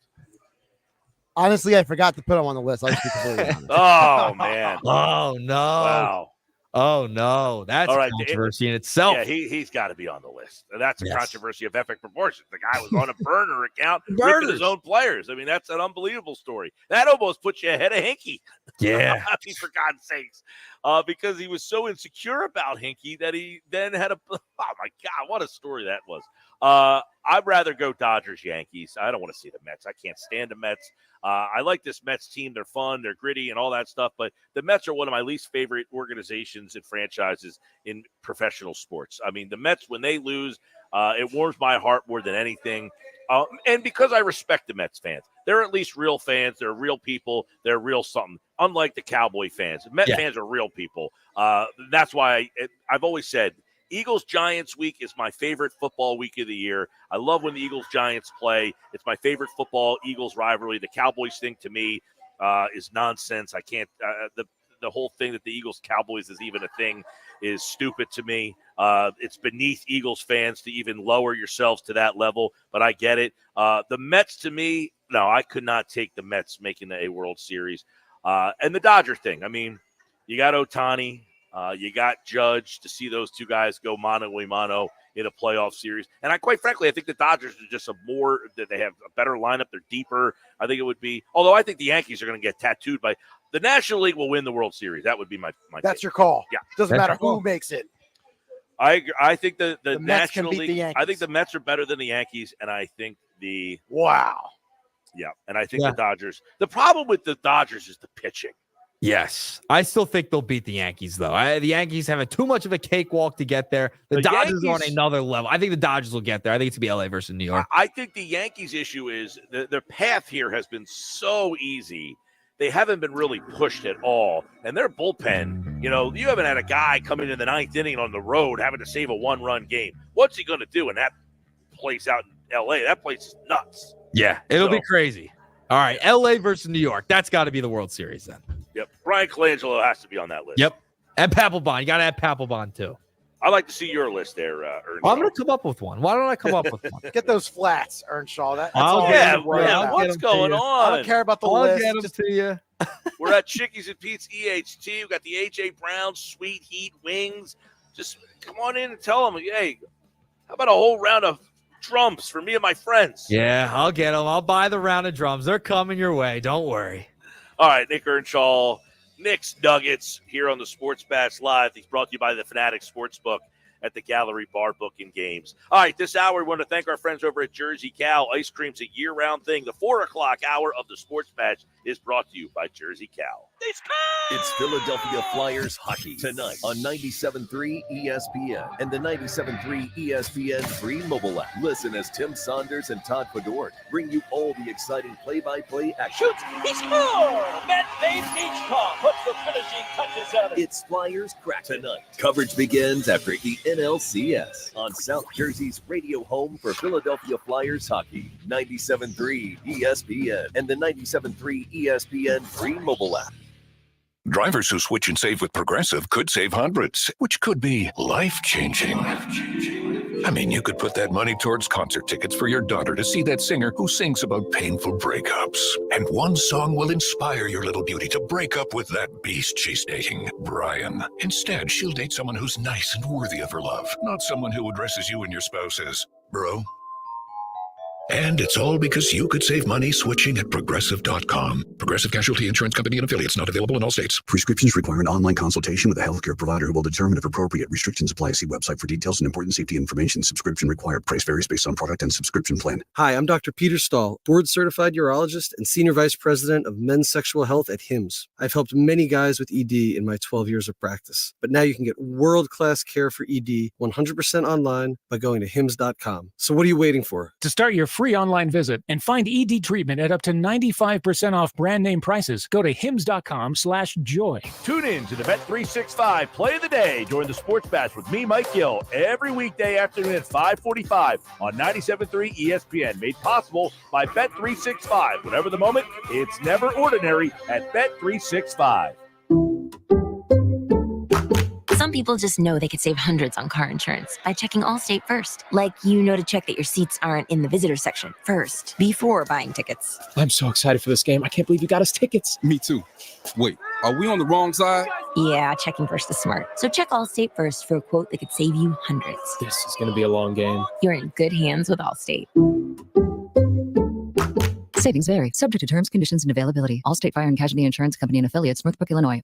Paul's new drone startup just lost its most genius computer scientist. We just lost our best genius to some new genius who's got a genius new idea. I'm going to have to find a new genius or two half geniuses and fast. He needs a computer scientist that can keep his startup from falling down. I need Indeed. Indeed you do. When you sponsor a job on Indeed, it's easier for talented candidates to find it, which makes it easier for you to hire them. Visit Indeed.com/credit and get $75 towards your first sponsored job. Terms and conditions apply. Febreze Fabric Talk. Hey, it's me, your couch. Today's my favorite day of the week. Febreze Fabric Spray Day. The occasional deep cleans are nice, but in between, I'm needing a refresh. Ooh, here she comes with the Febreze Fabric Spray. Oh yeah, spritz them armrests. Don't be shy. Nothing like a good spray down to get me smelling so fresh and clean. Don't forget my back. Nice. Febreze Fabric Spray. It's just that easy. Now we can both breathe happy. Febreze. La la la la la. It's hurricane season. Are you prepared? Don't get left in the dark. Calvi Electric, a certified Generac dealer, has you covered. From installation to maintenance, they're your go-to experts for Generac generators, ensuring your home stays powered through any storm. A Generac home standby generator will automatically restore power to your home during an outage, so your life goes on uninterrupted. Put your trust in Calvi Electric, the premier electrical contractor serving South Jersey for over 115 years. Visit calvielectric.com today or call 609-345-0151. Hey, if you have ugly yellow toe fungus, you got to hear about the secret 2-minute trick that I found for my husband. It works from both the inside and the outside. Thousands of people are using it to get rid of their toe fungus. You can check it out at crystalflesh.com. Jake started off with a small spot on his big toe and then it spread and got really bad. His toes were nasty. It was so embarrassing. He was afraid to take his socks off. He hid his yellow and crumbly toes from everyone. He tried everything to get rid of it. Nothing helped. And then we found crystalflesh.com. It was the only thing that worked. In just a few weeks, his toes looked amazing. He's now walking around barefoot again. You guys need to try this. I'm telling you, this stuff is different. It's not sold in stores, but go check it out at crystalflesh.com. They'll even let you try it risk-free so you have nothing to lose. But whatever you do, don't let it get worse. You don't have to live with this anymore. Go check it out now. Just click over to crystalflesh.com. Hey, Frank, looks like business is booming. What are all those tabs you have open on your computer? Oh, hey. Well, this one is for my SEO company. This one is for my website company. This one is for my CRM. This is for invoicing and estimates. This one does email. And this one does billing. Geez, that sounds tricky to manage. It's clunky, but I need all this to run my business. Wait, you run your own business and you're even busier than I am. Don't you have all this stuff too? I do, but I get it all on one screen with the Town Square Business Management Platform. What's that? The Town Square Business Management Platform is an all-in-one tool that helps me grow and run my business. It combines website, billing, and scheduling into one program. That sounds simpler than juggling all the tools I have now, but you still need someone else to help you find new business, right? Nope. They have powerful digital advertising built into the platform as well, which helps me keep my calendar full. You can get a demo of the product for free. Check out their website. See if it makes sense for your business. Go to townsquarelocal.com for a free demo of the Town Square Business Management Platform. Visit townsquarelocal.com. That's townsquarelocal.com. Hey, at Total Wine & More, you'll love what you find this Halloween. Me thirsty. Oh, hey, Frankenstein. Did you enjoy that Cabernet? Oh, good. Want margarita? Well, all the villagers are raving about this tequila. Ooh. And we have it at the lowest price in town. Economical. With the lowest prices for over 30 years, you'll always find what you love and love what you find. Only at Total Wine & More. Drink responsibly, B21. Get your holidays started with the perfect tree in your perfect style from the Home Depot. Whether you want something that you can assemble in a few clicks, steal the show with over 2,000 color-changing bulbs, or a tree with lights that can be controlled by remote or foot pedal. The Home Depot has it all in our huge assortment of premium trees. Plus, get free delivery on over 2 million items this holiday from the Home Depot. Subject to availability, see homedepot.com/delivery for details. Kids, work, running errands, sitting in traffic. Life is busy. Shore Physicians Group wants you to take time for your health. Shore Physicians Group offers the highest level of quality, compassionate care close to home with convenient locations in Margate, Marmora, Mays Landing, Northfield, Ocean City, and Summers Point. Life is busy. Take time for your health. Visit shorephysiciansgroup.com and make your appointment today. Shore Physicians Group. Be well connected. What's better than one win? 3 wins. With Straight Savings, you keep your own phone, get one line for only $25 a month with real unlimited data, and get rewarded with a $200 phone credit after 12 months. It's a win-win-win. Head to Walmart or visit straighttalk.com today. Switch to Straight Talk. Less dollars, more sense. Straight Savings Plan enrollment requires compatible unlocked device and new line of service. Bonus device credit requires 12 months of active service. Offer ends if eligibility requirements are no longer met. Taxes and fees apply. For network management practices, see Straight Talk's terms and conditions. Go to get your game on at the Gallery Bar Book and Games at Ocean Casino Resort. Cheers your favorite drinks while cheering on your favorite team. Get in on the parlay while in the middle of a party. Go for the sports scene and go for the endless screens. Go to the Gallery. Go to the Fanatic Sportsbook. Go for the win at Ocean Casino Resort. For more information, visit theoceanac.com. Must be 21 or older to wager or consume alcohol. Gambling problem? Call 1-800-GAMBLER. Home of the Sports Bash with Mike Gill, 97.3 ESPN. That sounds great, guys. WENJ HD, Millville, Atlantic City. This is the Sports Bash with Mike Gill on 97.3 ESPN and the 97.3 ESPN free mobile app. Now live from inside the Ocean Casino Resort. First 15 plays are scripted on how you're going to be able to have success versus the defense. They're the only team who hasn't scored the first quarter point. As They're a down defender, 23-0. that's our biggest fear within the game, the first 15, because we know we're going to get schemed up and it's going to be something we haven't seen. And so you're sitting there as a football team or as an organization and you see all the talent on offense. How can we not build a lead? How do we start every game slow? That was the get-up crew today on the Eagles offense. How do they consistently keep starting slow? How is this team constantly not able to score in the first quarter of games? They're the only team in the league. They have issues, Harry Douglas, Jason McCourty, Dan Orlovsky, with the Eagles' game plan. Orlovsky said earlier, the Eagles are the most unprepared NFL team in the league. We'll get thoughts on that. One thought every game and more thoughts on the Eagles and Giants is, yeah, people aren't happy. People are starting to look at this team, Casey Joyner. When you see a team that does not score in the first quarter, Orlovsky said something. At the end of games, that's on players. At the start of games, that's on coaching. These first 15 plays when they get scripted and come out. So a team that's not performing on those opening drives or their opening the quarters of a game, how do you kind of relay that and look at what Philadelphia is having problems with? I'll give you a little bit of a thing from Bill Parcells years ago. He said that when it came to facing teams like that, he said, you just want to survive the first 15 plays. He said, if you're down, you know they've given you your best shot. And now you can, as a defense, now you can take things in accordingly and go take a different path. He said, so we knew they'd attack us that way. I think the Eagles might be saying what we want to do with the early plays is try and get a sense of what you're doing so we can attack you more effectively later on. Not that you don't want to have success. You're not trying to put things together.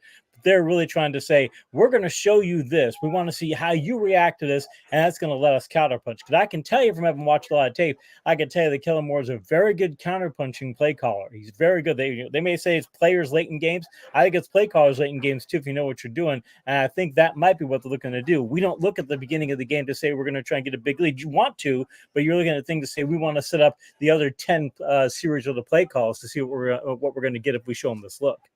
Yeah, a lot of people, it's like the chicken or the egg thing here all week long. The Kellen Moore offense. Last year he was 6th in the league in motion with the Chargers. This year they're 26 with Philadelphia. Obviously he has been creative. He's done some things in the past. This offense looks stale. Is he saying I have a quarterback that can't do some of the things that I used to do, so I have to scale back? Or is this not Kellen Moore's offense? What are we seeing? Why this thing is not what you and others envision? We think Kellen Moore's a pretty good play caller. We think he's a pretty good play designer. Don't seem like it so far. Or are injuries a factor with this team? Injuries are definitely a factor. When you don't have your top receivers, it's hard to, Andy Reid can play call people open, but if you're used to having a play call sheet that goes, okay, I could do a lot of stuff where I'm going to hope I get man coverage, or I could do certain things against it. Say if they're going to do this, I'm going to get these receivers up. And you're going to try and get your receivers into, hey, you can't double everybody. And we're going to go to somebody there, and we're going to try and get into that sort of situation. Get on one-on-ones. You can look at that. And Andy was sort of guy who can play call a bunch of different things.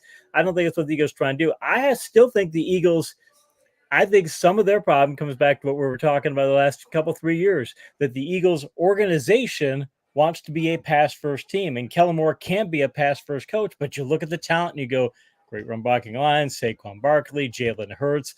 Man, we can run the ball. Do you want to be a great running team or a great pass team? Because you only have so many play calling resources going into a game. There's only so many things you can invest those resources on. And if you decide that you're going to invest them in the running game, you're not going to invest as many in the passing game. And frankly, when it comes to the motion, there's certain things you want to accomplish with motion, certain things that you want to do. And if you've got the kind of setup like Eagles do, you may not need motion as much as you would if you're doing other plays. If you think you can just out personnel a team, you may not need to use a lot of motion to get the sort of things you're looking for, because you're going to try and get other types of things, other type of, say, leverage and such, rather than just try and flip the numbers with motion. So I'm not so sure that the motion thing is going to be the big reason that they're not a good offense. Okay, let's get some thoughts on the matchups in this game. One thought every game with Casey Joyner with a couple extra thoughts. Giants allow 5.3 yards per carry this season. It's worst in the NFL. So, Eagles offensive line, Saquon Barkley going back to New York. Is this a huge Saquon Barkley kind of day? Yeah, after last week, too, where he looked good on a couple of plays. He didn't look like he was still playing pretty well on a couple of plays. But, yeah, this does look like the sort of game where you want to go, all right, we want to get Barkley going. We want to keep that going. We established it early on that Barkley, and if you don't play your defense right, Barkley's a guy that can just destroy you. Even if you do play your defense right, he might find a gap in you and get a long gainer like did against the Packers in week 1. I really think that they need to get that going, because no matter who they are as a team, if you've got what they have with Barkley and you've got what they have with that offensive line, you've got to get that going first, because as you see on the Manning cast every week, the number one thing Belichick always says that for the top thing teams have to do is stop the run, and the Eagles need to make sure that the Giants have to stop the run, because if you do that, maybe you can start slowing down that pass rush. All right, on the flip side, on the pass, you got the Giants allow 71% completions this season. It's the third worst in the NFL. I thought the Giants have a pretty good defense. They don't stop the run, and they give up a lot of completions. So what does that say about the Eagles' opportunities in the pass game this week? If they can block, that's the thing. The Giants they're fantastic at rushing the passer. That's going to be the big problem for the Eagles if they can do that. But if you get into coverage and such, I mean, they've got some favorable matchups. They probably have Slot versus Smith. Slot is up and down. Deontay Banks versus H.A. Brown. Banks is a Green Bay cornerback on my system. I mean, that's a tough one there. Those are the guys I really want to go after. I mean, you can't really count on the slot receiver. You can't really count on what they got there. So really, you want to funnel up to those guys. But none of those guys are shutdown guys. The only shutdown guy they have in their secondary is Tyler Nubin, their strong safety. They rank really well in stopping tight ends. I'm not sure it's a big Dallas Goedert day, but everybody else is either mediocre or worse metrics. So from that perspective, I still like counterpunch passing. I don't want to go pass first in this game, because you're leaning into their pass rush, which is what you don't want to do. But as far as being able to, if you can block, you have the targets downfield. Yeah, you absolutely do. And you have targets you can beat one-on-one. Again, hopefully I can get them in a man coverage and get them to go stop their own play cover 3 or something, get man coverage and be able to go attack those guys, because that's what you're looking for. Well, by the way, Goddard, the injury report just came out, hamstring DNP today, so it looks like him and Mailata. Jalen Carter, also a DNP for the Eagles with a shoulder injury. Darius Slay with a knee, so the Eagles a little banged up. We'll see what ends up happening there.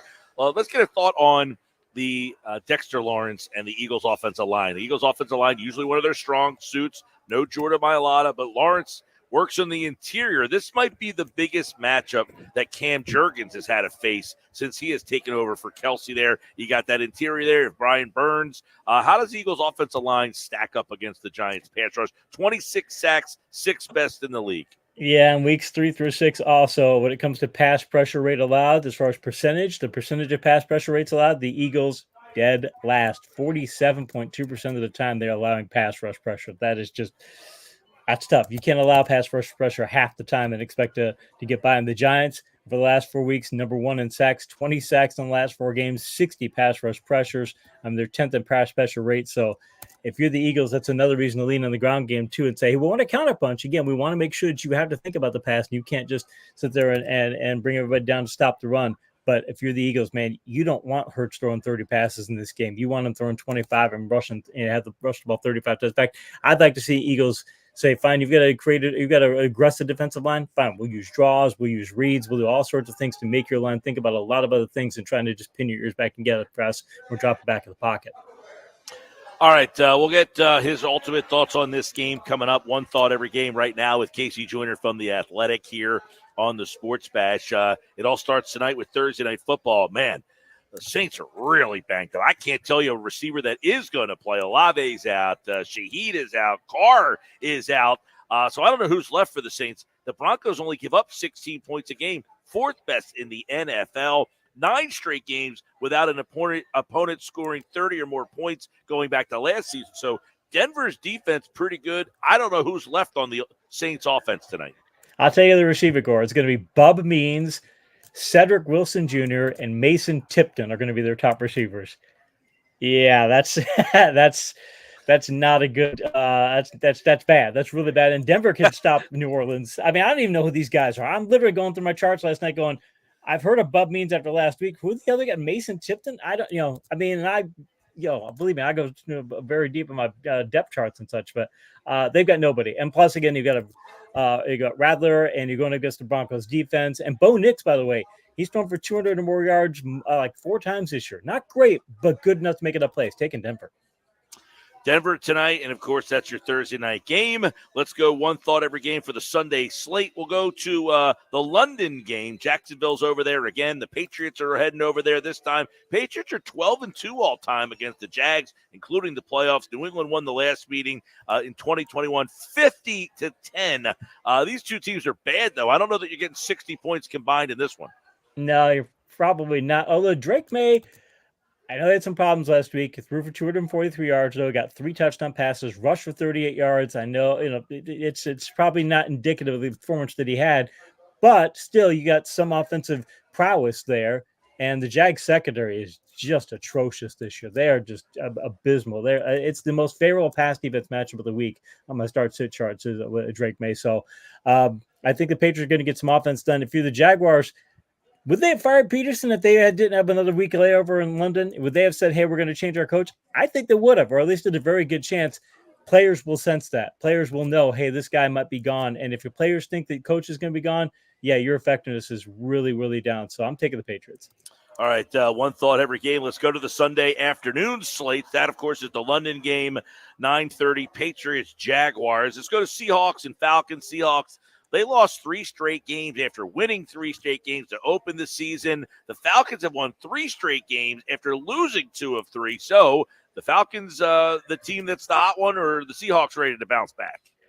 I tell you, the Falcons scored 74 points in the past 2 games and generated 973 net offensive yards. They've only given the ball away 4 times in the past 5 weeks, so they're not turning the ball over. And now they've got a 2-headed running game. They're getting the receivers going. They're getting Pitts back in the offense. I think Pitts has a really good game this week, too, by the way. I think it's a good matchup for him.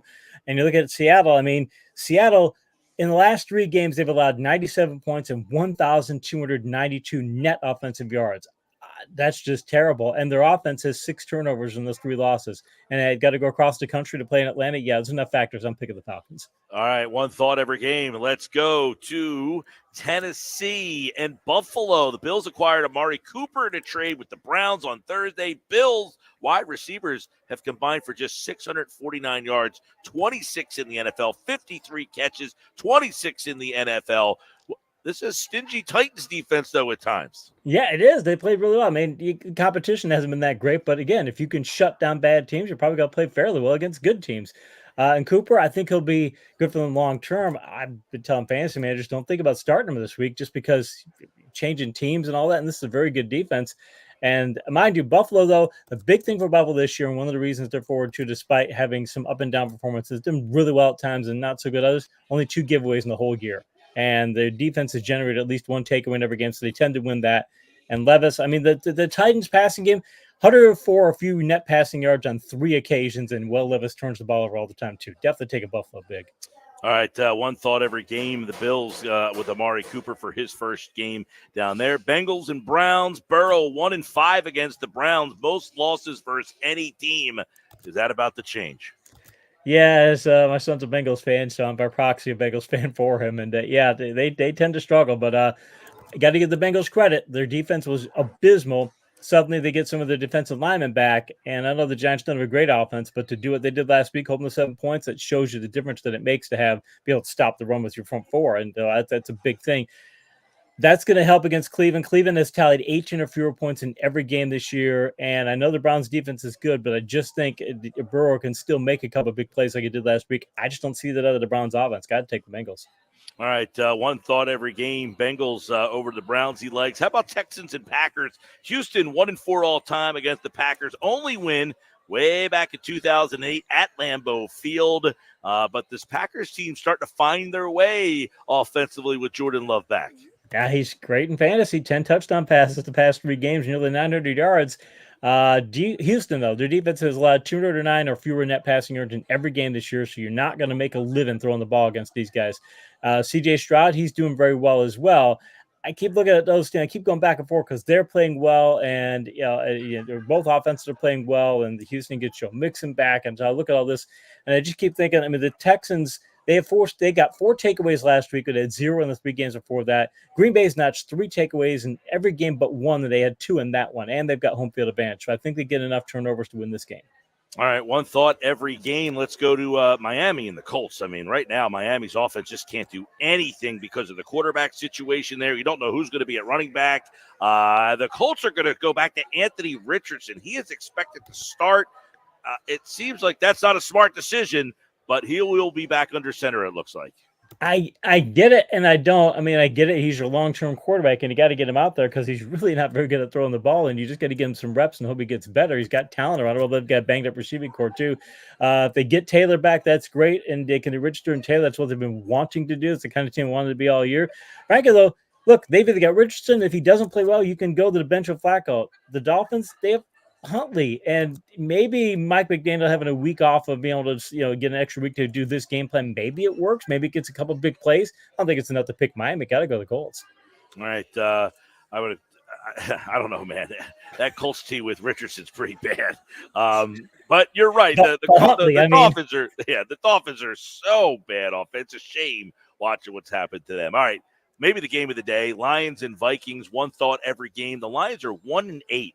Against teams that are 5-0 or better in the Super Bowl era and have lost 6 games in a row. They're 3-16 in franchise history against teams that are 5-0 or better, but they have won 3 straight against the Vikings. They have, and they got everything working last week. I mean, great power rushing game, downfield passing attack. They're a really well-coached team, too. You don't see them making a lot of mistakes schematically and such. You don't see them getting in a lot of errors, and it's not like Dallas last week, and they take advantage of the other team does that. It's harder. They beat Dallas last week. Thing is, the Vikings, though, they got Darnold. O'Connell knows how to use him. They got Jordan Anderson. They might get T.J. Hockenson back for this one, so that's really good. The thing is, the Lions have a really good shutdown run defense, but their pass defense is still kind of eh. The Vikings defense has been able to shut down the 49ers, Texans, and they shut down the Packers for a while, too. I just think that the Vikings defense is that much better, and it's at home. So taking the Vikings, but by a small margin. All right, that one should be a good one. One thought every game, one that might not be so good. Raiders and Rams. The Raiders have lost the last 2 games by a combined margin of 35 points. The Rams are 1-4. It's their worst 5-game start under Sean McVay. Something has to give. Yeah, the Rams so banged up, so beat up. I mean, they were down to DeMarcus Robertson and Jordan Whittington. I mean, in fantasy managers pulling their hair out. I got Puka Nacua sitting on an IR, just dying for him to come back. But they get Cooper Kupp back this week, it looks like, and they still got Kyron Williams. And so now McVay, who's been able to get something done with the passing game, even with those backups, is going to be able to get even more. I'm looking at the Raiders going, okay, who you guys have? You have Aiden O'Connell, who I know we just talked about the Dolphins. The only reason he's not the worst quarterback in the league is you got Tyler Huntley out there. I mean, that's it. I mean, they've got an abysmal offense. They don't have any kind of rushing attack at all. Madison's playing a lot better than White is, but still, it's limited. So adding home field for the Rams, got to go early. All right, one thought every game, Panthers and Commanders. Commanders average almost 30 points a year. A game, that's second best in the NFL. The Panthers give up 34 points a game. That's the most in the league. Feels like a blowout here.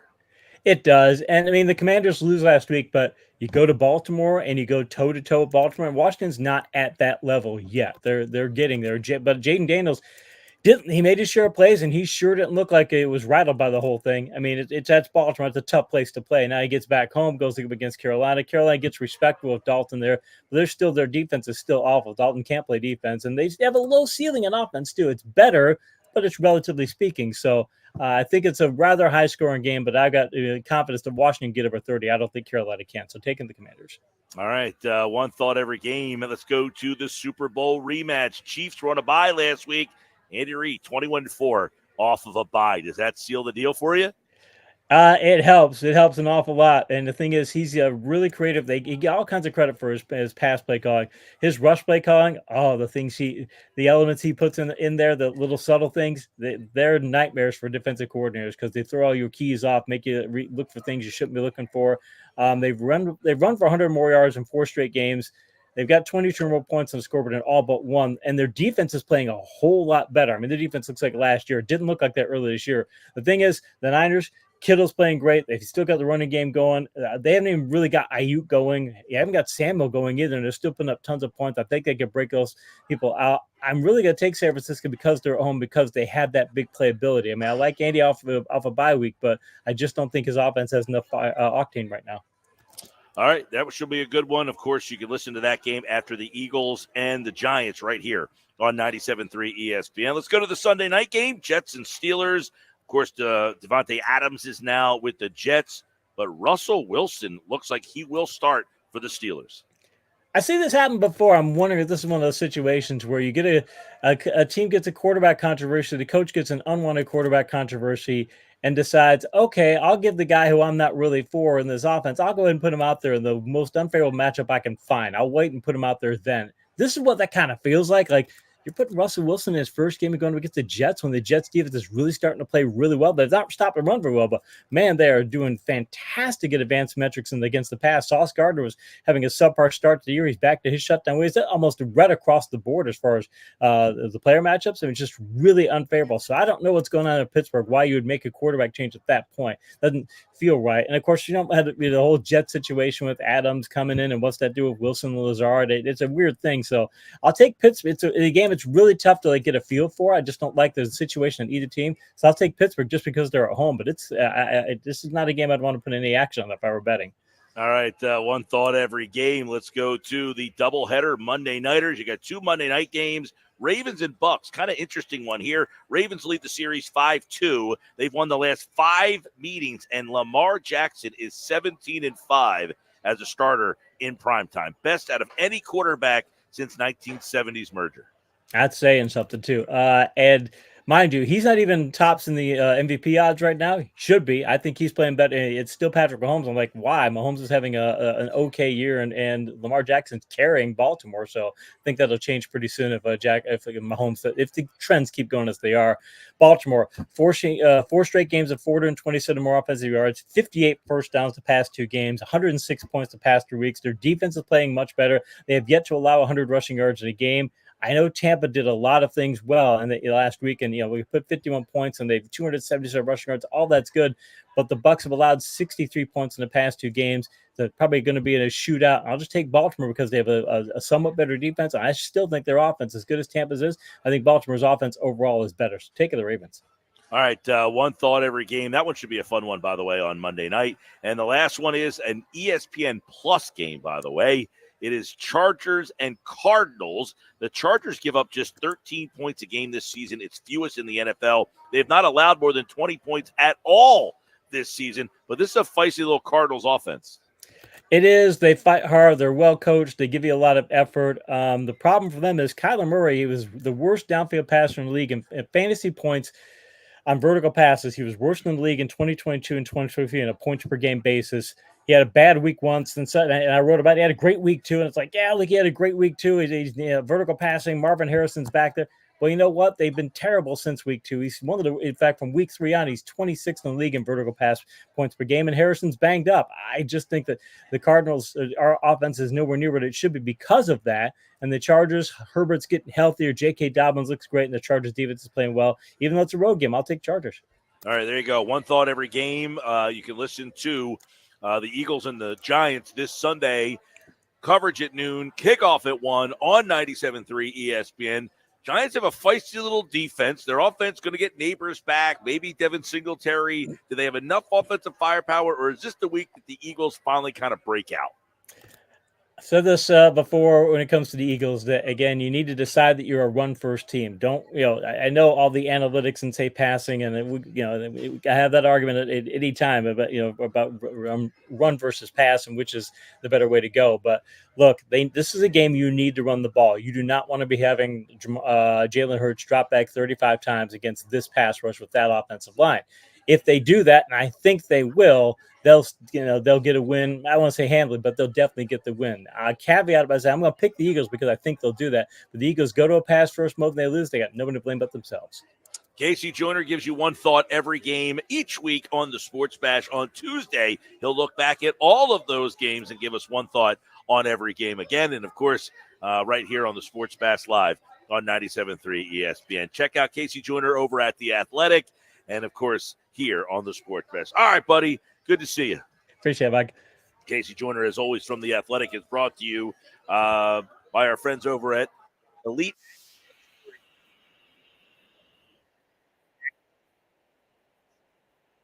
Maple Shade Online, EliteAcura.com. All right, coming up, Jeff Nadeau has his favorite plays of the week. We'll get those for you, about 4 or 5 plays for you this week. Gave you a winner last night in the Bet365 play of the day. Eagles injury report is out. Jalen Carter, DNP with a shoulder injury. We're going to have to get more information on that. So we'll be looking for some stuff on that one. Had to happen at practice yesterday because it was not on yesterday's injury report. He was not on there at all.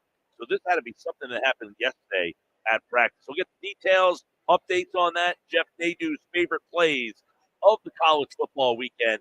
They're next. It's the Sports Bash on 97.3 ESPN Live. It's the Sports Bash with Mike Gill. Keeping the fans entertained and happy. On 97.3 ESPN and the 97.3 ESPN free mobile app.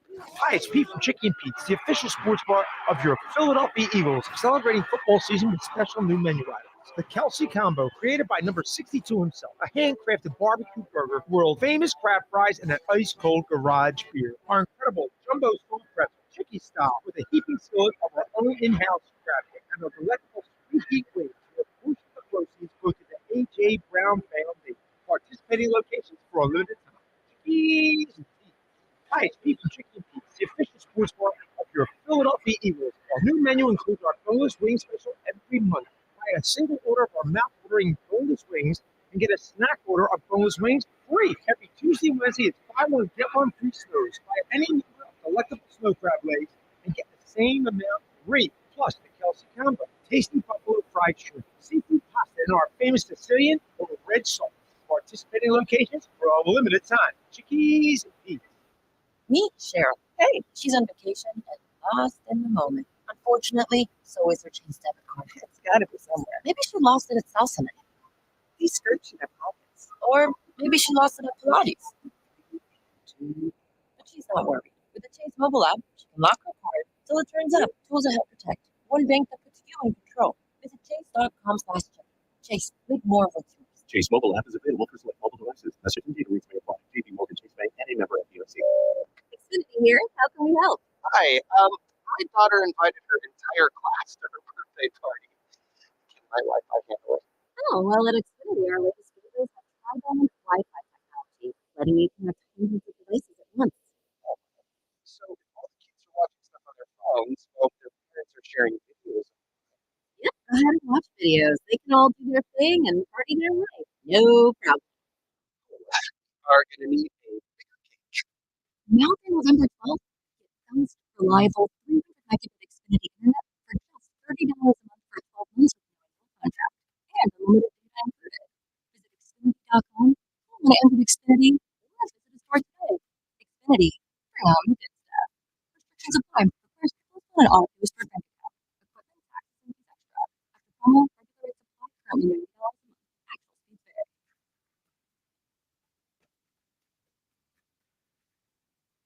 Total Money More has all your Halloween favorites at the totally lowest prices. Find what you love and love what you find. Only at Total Money More. Breaking news with you is almost unbelievable. Customers at Bet365 because they get $200 in bonus bets when they bet $5. Even better, bonus bets can be used on spread, totals, and player props. There you have it. That's $5 to get $200 in bonus bets. And see why. It's never ordinary. And Bet365. Gambling company? Call 1-800-GAMBLER. Terms and conditions apply. As a mom, comforting my family is what I do best. Mixed paper stick provides soothing, well-medicated paper cement is to apply stick and it dries fast, so there's no mess. I use it to cover myself and my family. Vicks Vapor Rub. Soothing comfort for the whole family. And when you need more comfort for yourself, try Vicks Vapor Shower Max for steamy Vicks Vapors. Use directed Vapor Stick for easy support. Vapor Shower Max used for Save thousands at Matt Black Kia. Get out of your old trade today, even if you owe thousands more than it's worth. Go to mattblackkianj.com for more details. That's mattblackkianj.com. It's got to be a Matt Black Kia. This is the Taylor Swift Info and Weather Network. Progressive Insurance presents the Sports Flash on 97.3 ESPN. NFL Week 7 against the Giants at MetLife Stadium on Sunday. Philadelphia 3-2. New York at 2-3. Giants only averaging 16 points per game. And it's a return to New York for Eagles running back Saquon Barkley, who's fourth in the NFL in rushing. Philadelphia has beaten the Giants 5 of the last 6 minutes. That's all the action starting at noon right here on 97.3 ESPN. NHL, the Flyers in Seattle tonight, taking on the Kraken. 97.3 ESPN will have that one for you immediately after our coverage tonight, Thursday night football between the Saints and the Broncos. The Flyers are coming off a 4-3 loss in overtime to the Edmonton Oilers. This wraps up the 4-game road trip to start the season. NBA, the Sixers will be wrapping up their preseason schedule Friday night in Orlando against the Magic. On Wednesday, the beat 117-95. Regular season opener will be on Wednesday against Milwaukee. I'm Tony Desiri, and that's your Sports Flash on 97.3 ESPN. Earn entry for your chance to be one of the lucky winners of the Thur's YSL collection through October 26th. Show your timeless sophistication during the YSL collection drawing. Only at Borgata.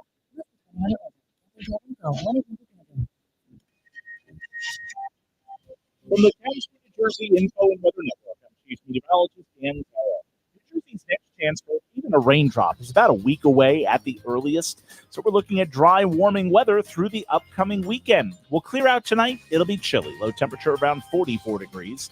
The warm-up kicks in tomorrow with sunny skies and a high of 68. Saturday looks great, sunny and dry, high of 70, sunshine and 73 on Sunday. Get weather 24/7 wherever you are. Download our free mobile app today. New Jersey is the Garden State. But did you know that one of the most important things we can farm is wind? Offshore wind provides clean, renewable energy. It creates jobs and drives economic growth. In fact, it's estimated that a single wind farm can create over 4,000 jobs and add more than $700 million to the state's economy. Offshore wind, propelling New Jersey's future. To learn more, visit nj.gov/offshore wind. You're listening to the Sports Bash with Mike Gill. When I'm driving, I got a guy on the radio who talks to me. I can't see him, but he talks to me. On 97.3 ESPN.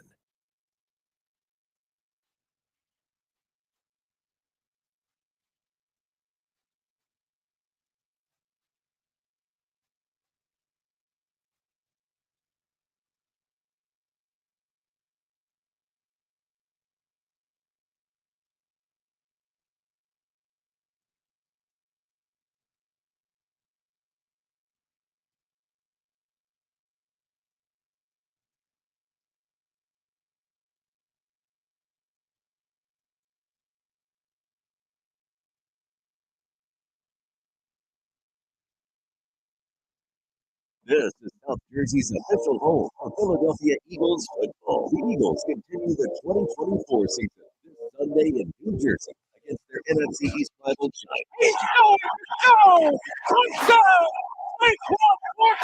Listen to all the action with Harold Reese with pregame coverage starting at noon and kickoff at 1 p.m. This is the play-by-play home of the Philadelphia Eagles, 97.3 ESPN, South Jersey's Eagles.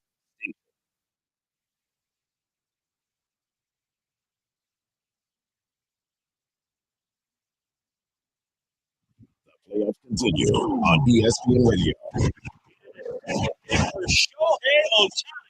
The Dodgers respond, winning Game 3 in New York. We take the series lead 2-1. Now, how will the Mets respond? Game 4, the Dodgers and Mets. Coverage begins tonight at 7:30 Eastern, with first pitch at 8 Eastern on ESPN Radio. It's the NLCS. Dodgers, Mets, Game 4. Brought to you by Shore Physicians Group. Be well connected. Visit shorephysiciansgroup.com. All right, welcome back. Sports Fast Live, 97.3 ESPN. Yanks and Guardians are on. We're live at Chicken Feet. A full house here today. A little loud in here. We got a party going on behind us. Game. Got the NLCS later. Got the Flyers tonight. Got a college football weekend. We're going to break it all down. Favorite picks, favorite plays of the week are right here on the Sports Bash Live on 97.3 ESPN. Jeff, welcome back, buddy. How are you? Well, Mike, I got absolutely crushed last week, but that happens every time. That happens on the regular to a gambler, so you just got to get up and bounce back. Little 6-0 week. Yeah, a little icy last week. But what happened in the UNLV game? It was like 41-14 at one point, and I looked at that. I said, all right, that looks like another win for Nadu. And then next thing I woke up the next day, what was it, 51-48 or something like that? Yeah, they were outscored 27-9 in the second half. Mike, I think that's just what happens with UNLV. They're just not a very good pass defense. You look at where they are in the country. I believe they're bottom 7 or 8 in the country in passing defense. They just kind of went to sleep, didn't care very much, and still won by 16. We have to remember, a lot of the time, these teams don't care about how much they win by. They're just trying to win. All right, well, let's get some winners this week. Let's start with a game, ACC, Florida State, Duke. A lot of times you hear Duke in football, you don't put them in high regards, but 3-point favorite here, 42.5 over-under. Florida State, not the same Florida State team as last year, obviously. No, I think we just have to realize at this point, 6 games into the season, that Florida State is a bad football team. That's what they are. What they are. They're one of the worst offenses in America. They're not their normal defensive juggernaut type team. Mike, I'm going to ask you a question. It's a trivia question.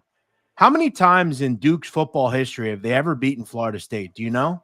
Oh, man. I would have to say 2. They've actually never beaten Florida State. And you look at where they are, they've heard that. They're 0-22 all time. Wow. That said, those were significantly better Florida State teams. You've been around longer than I have, Mike, and I'm sure you can agree this is probably one of the worst Florida State teams you ever remember. I mean, we remember how good they were with guys like Jameis Winston when Bobby Bowden was there many years ago. Duke is also on kind of their high of where they are as a program. They're off a bye. They're bowl eligible with a win here. They're at home. They're playing a team they haven't played in a long time. I like their quarterback play. I like their defense. They're playing a revenge, got beat up by this team last year and really forever. I like Duke laying the 3. All right. I mean, college football is so upside down. You talk about Florida State. I mean, when I'm growing up, you mentioned Bowden. That makes me think, man, when Florida State played, that was an event. That was a Saturday. You had to see, when they played. Not the same. You have them losing to Duke in a game like this. Duke, the favorite, -3. Florida State, just think about that. Florida State's a dog against Duke in football. Tells you all you need to know. I was supposed to go to this game. Army ranked 16-point favorite against East Carolina, 51.5. I wanted to go to the Army Stadium and check it out. I go to the ECU Navy game each of the last couple seasons, so we wanted to go to ECU Army, but I'm not going to make it. 16 points, Army, the favorite. Yeah, Mike, Army is one of the only 2 teams in America that is 6-0 against the spread. They've been killing teams. They've not just been winning by 4 or 5 or 6. They're winning by 3+ touchdowns every game. This team is a complete wagon right now. They're playing an ECU team who's off of a dreadful performance against Charlotte, a team who isn't very good, gave up a lot of big plays in that game. And that has me concerned. We know ECU gave up those big plays. Army has 23 plays of 20 yards or more. That's one of the highest levels in America. In fact, it is the highest level in America. They're just big play after big play on the ground. They're great in the red zone. They score touchdowns. They've got a great defense. ECU is a team that's turned the ball over a lot. And I've heard through the grapevine, Mike, that down in ECU, they're benching Jake Garcia, who's turned the ball over a lot. They're going to go with a transfer quarterback who also is supposed to be injured. So this could be a rough game for ECU, and that's not where you want on the road at Army. I thought this was like a 42-17 type of game. I'll lay the number yet again with Army. All right, -16, Army, the favorite in that one. UCF, Iowa State. Iowa State favored by 13.5, 49.5, the over-under there. That's my man Anthony Beck's kid, Rocco Beck, at the quarterback position. UCF kind of slipping since that loss to Colorado. Yeah, I think Colorado just kind of took it out of them, Mike. I don't know what's happened to this team. They can't run the football. Their offense has been completely lost. They're going to go with a new quarterback, which those are all things that I do not want playing Iowa State. Iowa State is a top 10 team in the country. They're the best team in the Big 12. They have an absolutely suffocating defense. And you mentioned Rocco Beck. He is playing some great football. The kid out of Wesley Chapel, Florida. You mentioned his father was a great player with the Jets for many years, Temple guy. He's been really good. Just 3 interceptions all season. He's got a completion percentage near 70%. Just have had a great season. Iowa State has just been crushing teams. They just went into Morgantown and beat up West Virginia. They've actually won their last 4 games all by 13 or more. I like the Cyclones laying the number here. By the way, Anthony Beck's a WVU guy. I got to correct you on that. Oh, isn't he? I thought he was a Temple guy for some reason. He's a Cardinal guy. Cardinal O'Hara up there for high school, but WV. That's how I. Well, you would know that, Mike. Yeah. I could. We hung out together. Yeah, I could have We've hung out sworn. many a night. Yeah. Very good. All right.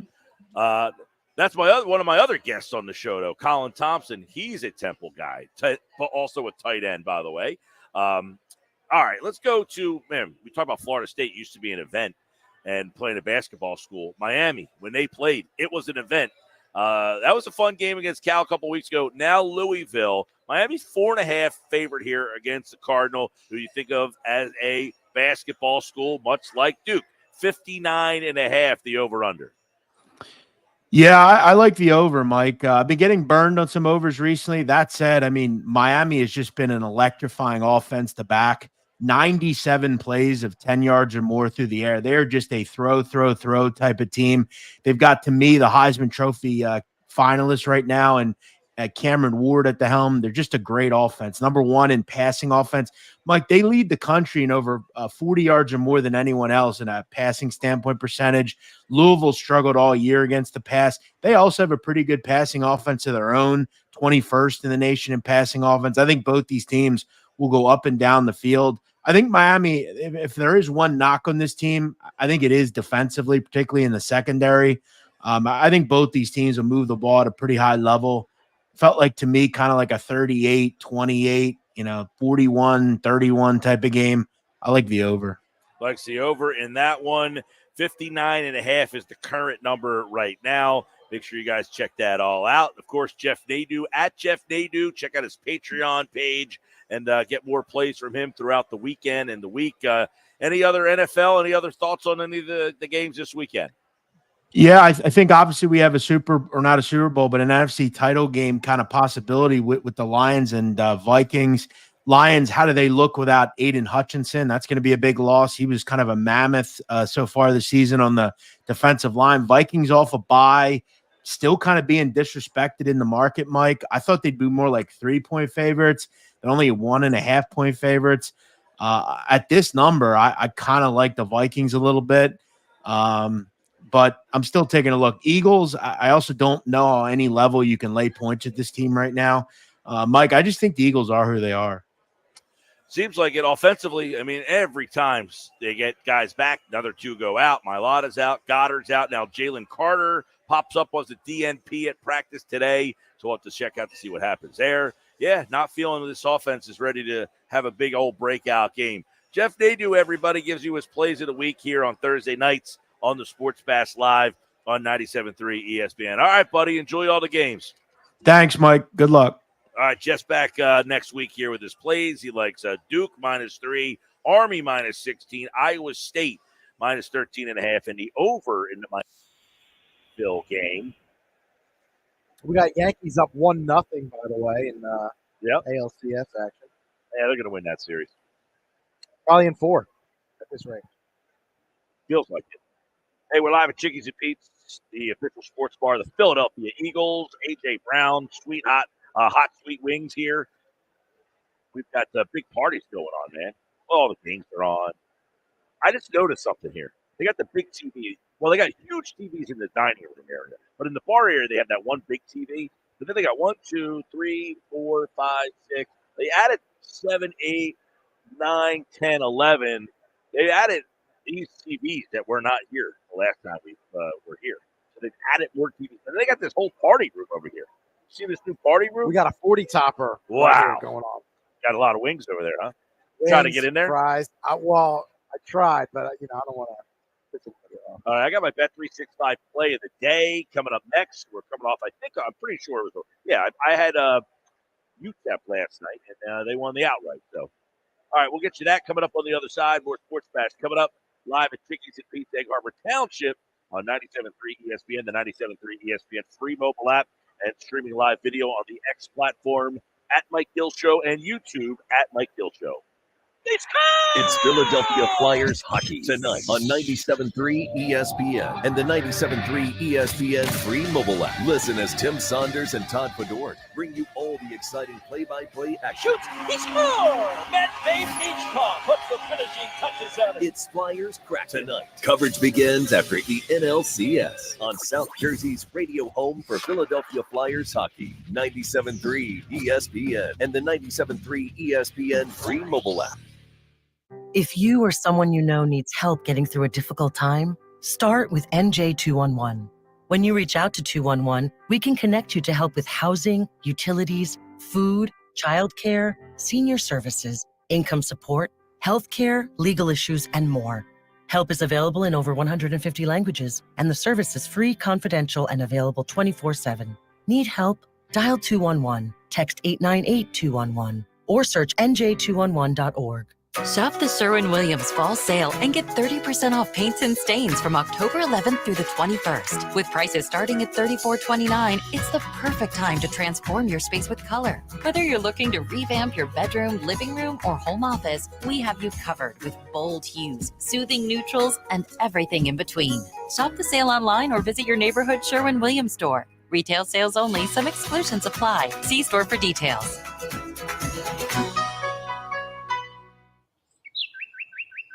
Hear that? The sound of adorable little birds in your garden. And if you were here, you'd taste the 2 sweet but tiny tomatoes you grew all by yourself. But you're not here. Because your self-care happens when you're riding your motorcycle protected by Progressive on your way to the store for a pack of normal-sized tomatoes. So if you ride, switch to Progressive, America's #1 motorcycle insurer, without getting your hands dirty. Progressive Casualty Insurance Company and affiliates, not available in all states. I'm still going for it, even with higher stroke risk from atrial fibrillation and a regular heartbeat not caused by a heart valve problem. Over a 3-year study, Eliquis apixaban tablets reduce stroke risk better than warfarin. And over 97% of Eliquis patients did not experience a stroke. A first stroke occurred in 2.9% of warfarin patients versus 2.3% of Eliquis patients. Don't stop taking prescription Eliquis without asking your doctor. It may increase your stroke risk. Eliquis can cause serious and in rare cases fatal bleeding. Don't take Eliquis if you have an artificial heart valve, abnormal bleeding, or antiphospholipid syndrome. While taking, you may bruise more easily or take longer for bleeding to stop. A spinal injection while on Eliquis increases risk of blood clots, which may cause paralysis, the inability to move. Get medical help right away for unexpected bleeding, unusual bruising, or tingling, numbness, or muscle weakness. Medications such as aspirin products, NSAIDs, SSRIs, SNRIs, and blood thinners may increase bleeding risk. Tell your doctor about all planned medical or dental procedures. Learn more at Eliquis.com or call 1-855-ELIQUIS. Hey, it's Mike Gill. My friend Rocco over at Key Acura of Atlantic City is excited to welcome Steve Bongiovanni to his sales team. Steve has been selling cars in the area for many years and would like to invite all his previous clients and new ones to stop in and see him. And now, through October 31st, he can get you into a new 2025 Acura Integra for just $379 a month with $49.95 down. Visit him at Key Acura of Atlantic City, Tilton Road and EHT. Online, KeyAcuraofAtlanticCity.com. See dealer for details. Hey, if you have ugly yellow toe fungus, you got to hear about the secret 2-minute trick that I found for my husband. It works from both the inside and the outside. Thousands of people are using it to get rid of their toe fungus. You can check it out at crystalflush.com. Jake started off with a small spot on his big toe and then it spread. and got really bad. His toes were nasty. It was so embarrassing. He was afraid to take his socks off. He hid his yellow and crumbly toes from everyone. He tried everything to get rid of it. Nothing helped. And then we found crystalflush.com. It was the only thing that worked. In just a few weeks, his toes looked amazing. He's now walking around barefoot again. You guys need to try this. I'm telling you, this stuff is different. It's not sold in stores, but go check it out at crystalflush.com. They'll even let you try it risk-free so you have nothing to lose. But whatever you do, don't let it get worse. You don't have to live with this anymore. Go check it out now. Just click over to crystalflush.com. Get in zone, AutoZone. Welcome to AutoZone. What are you working on today? So you've got an oil change coming up. You can go farther and save on full synthetic with our oil change special. Right now, you can get 5 quarts of Valvoline Advanced Full Synthetic with an STP Extended Life oil filter for just $35.99. Get the parts you need when you need them at AutoZone or AutoZone.com. Get in zone, AutoZone. Restrictions apply. Life insurance. Why are you putting it off? Can't afford it? Too much hassle? Think you don't need it? There's lots of excuses for putting off life insurance. But if you weren't there, who would pay the mortgage and other bills? With Ethos, you could be covered in 10 minutes and boom, family protected. Ethos, fast and easy online term life insurance. Up to $2 million in coverage with no medical exam. Some policies as low as $1 a day. Answer a few health questions and get your free quote at checkethos.com. That's checkethos.com. Go to get your game on at the Gallery Bar Book and Games at Ocean Casino Resort. Cheers your favorite drinks while cheering on your favorite team. Get in on the parlay while in the middle of a party. Go for the sports scene and go for the endless screams. Go to the Gallery. Go to the Fanatic Sportsbook. Go for the win at Ocean Casino Resort. For more information, visit theoceanac.com. Must be 21 or older to wager or consume alcohol. Gambling problem? Call 1-800-GAMBLER. You're listening to The Sports Bash with Mike Gill on 97.3 ESPN and the free mobile app. All right, time for the Bet365 play of the day. Brought to you by Bet365, whatever the sport, whatever the moment. It's never ordinary. At Bet365, let's get the update on the standings. Mike, you are currently 30-18 here, as you mentioned earlier. You covered UTEP won outright at home. Talked about it yesterday, Mike. That FIU, they don't win away from home outside of a Pitbull Stadium. No, they don't. I got another trend for you that I like tonight. Second straight week, we have this one here. Monday, Sunday, Thursday for these teams. Team that played on a Monday night, then a Sunday, and now a Thursday night. It's the Saints. Teams that are playing their third game in 11 days when they are not the favorite. And tonight, the Saints are not the favorite. 3 points. They are 0-7 against the spread. I don't like the Saints tonight at all, so I will take Denver tonight for you here. Saints are 0-8 against the spread since November as a home dog, and they're a home dog tonight, which kind of sounds a little scary, but all the trends say go the other way, so I'll take Denver tonight. And I don't like that Denver team, but they got a really good defense, right? Their defense is good. Nix is kind of settled in. He's not great. He hasn't been horrendous. But Spencer Rattler throwing to the names. I can't even remember some of the guys. Olave's out. Rashid Shaheed is out. They got all sorts. Derek Carr is out. So the Saints at home. I'm going to go with Denver tonight. What's the actual number in that game? Let me pull that one back up. 2.5. 2.5, right. Denver 2.5. Saints a home dog. You don't see it much. But, man, that team. Remember how different you felt about the Saints entering week 3? I was going to say entering week 3 when the Eagles went down there. Yeah. You were like, man, this Saints team's offense there for real. But just think about how different you feel about these teams every time you get more information on them. The Saints, after 2 games, you're like, this team's for real. How can you stop that offense? They were leading the league in scoring after 2 weeks. But it's amazing how sample sizes in the NFL change that quickly. By the way, Jalen Carter, shoulder injury, ENT.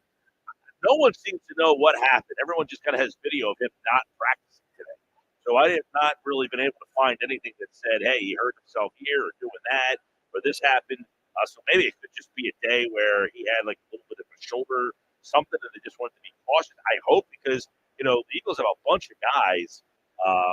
Milton Williams has an ankle injury. He's on the injury report is limited. Yep. Byron Young's another one with a hamstring problem. that's it. Injury report for the Birds. Not as healthy as they were last week, that's for sure. No, well, they're by Lotta. He's out. Goddard out. And then you got Darius Slade did not practice today. Neither did Jalen Carter. And one other guy that did not practice. By the way, real quick, Slade practiced yesterday, which was interesting. So now he doesn't practice today. You have to wonder if he may have re-aggravated that knee. Eli Ricks is the other guy who did not practice. Limited was Orrin Burks, Milton Williams, Byron Young. Sidney Brown was back in practice today. So you got all that. All right, thanks again to Chickies and Pete's, Egg Harbor Township. Great spot to watch the rest of this Yankees game. If you're just getting off of work, it's 1-0 Yankees. They got the game on here on all the TVs. They'll have the Met game on tonight, Flyers game on tonight. And, of course, you can listen to Game 4 of the NLCS and the Flyers tonight, both of them on 97.3 ESPN. This hour of the show brought to you by Key Acura of Atlantic City, Tilton Road, the small but friendly dealer. Have a great rest of your Thursday night. We'll talk to you tomorrow, everyone. The playoffs continue.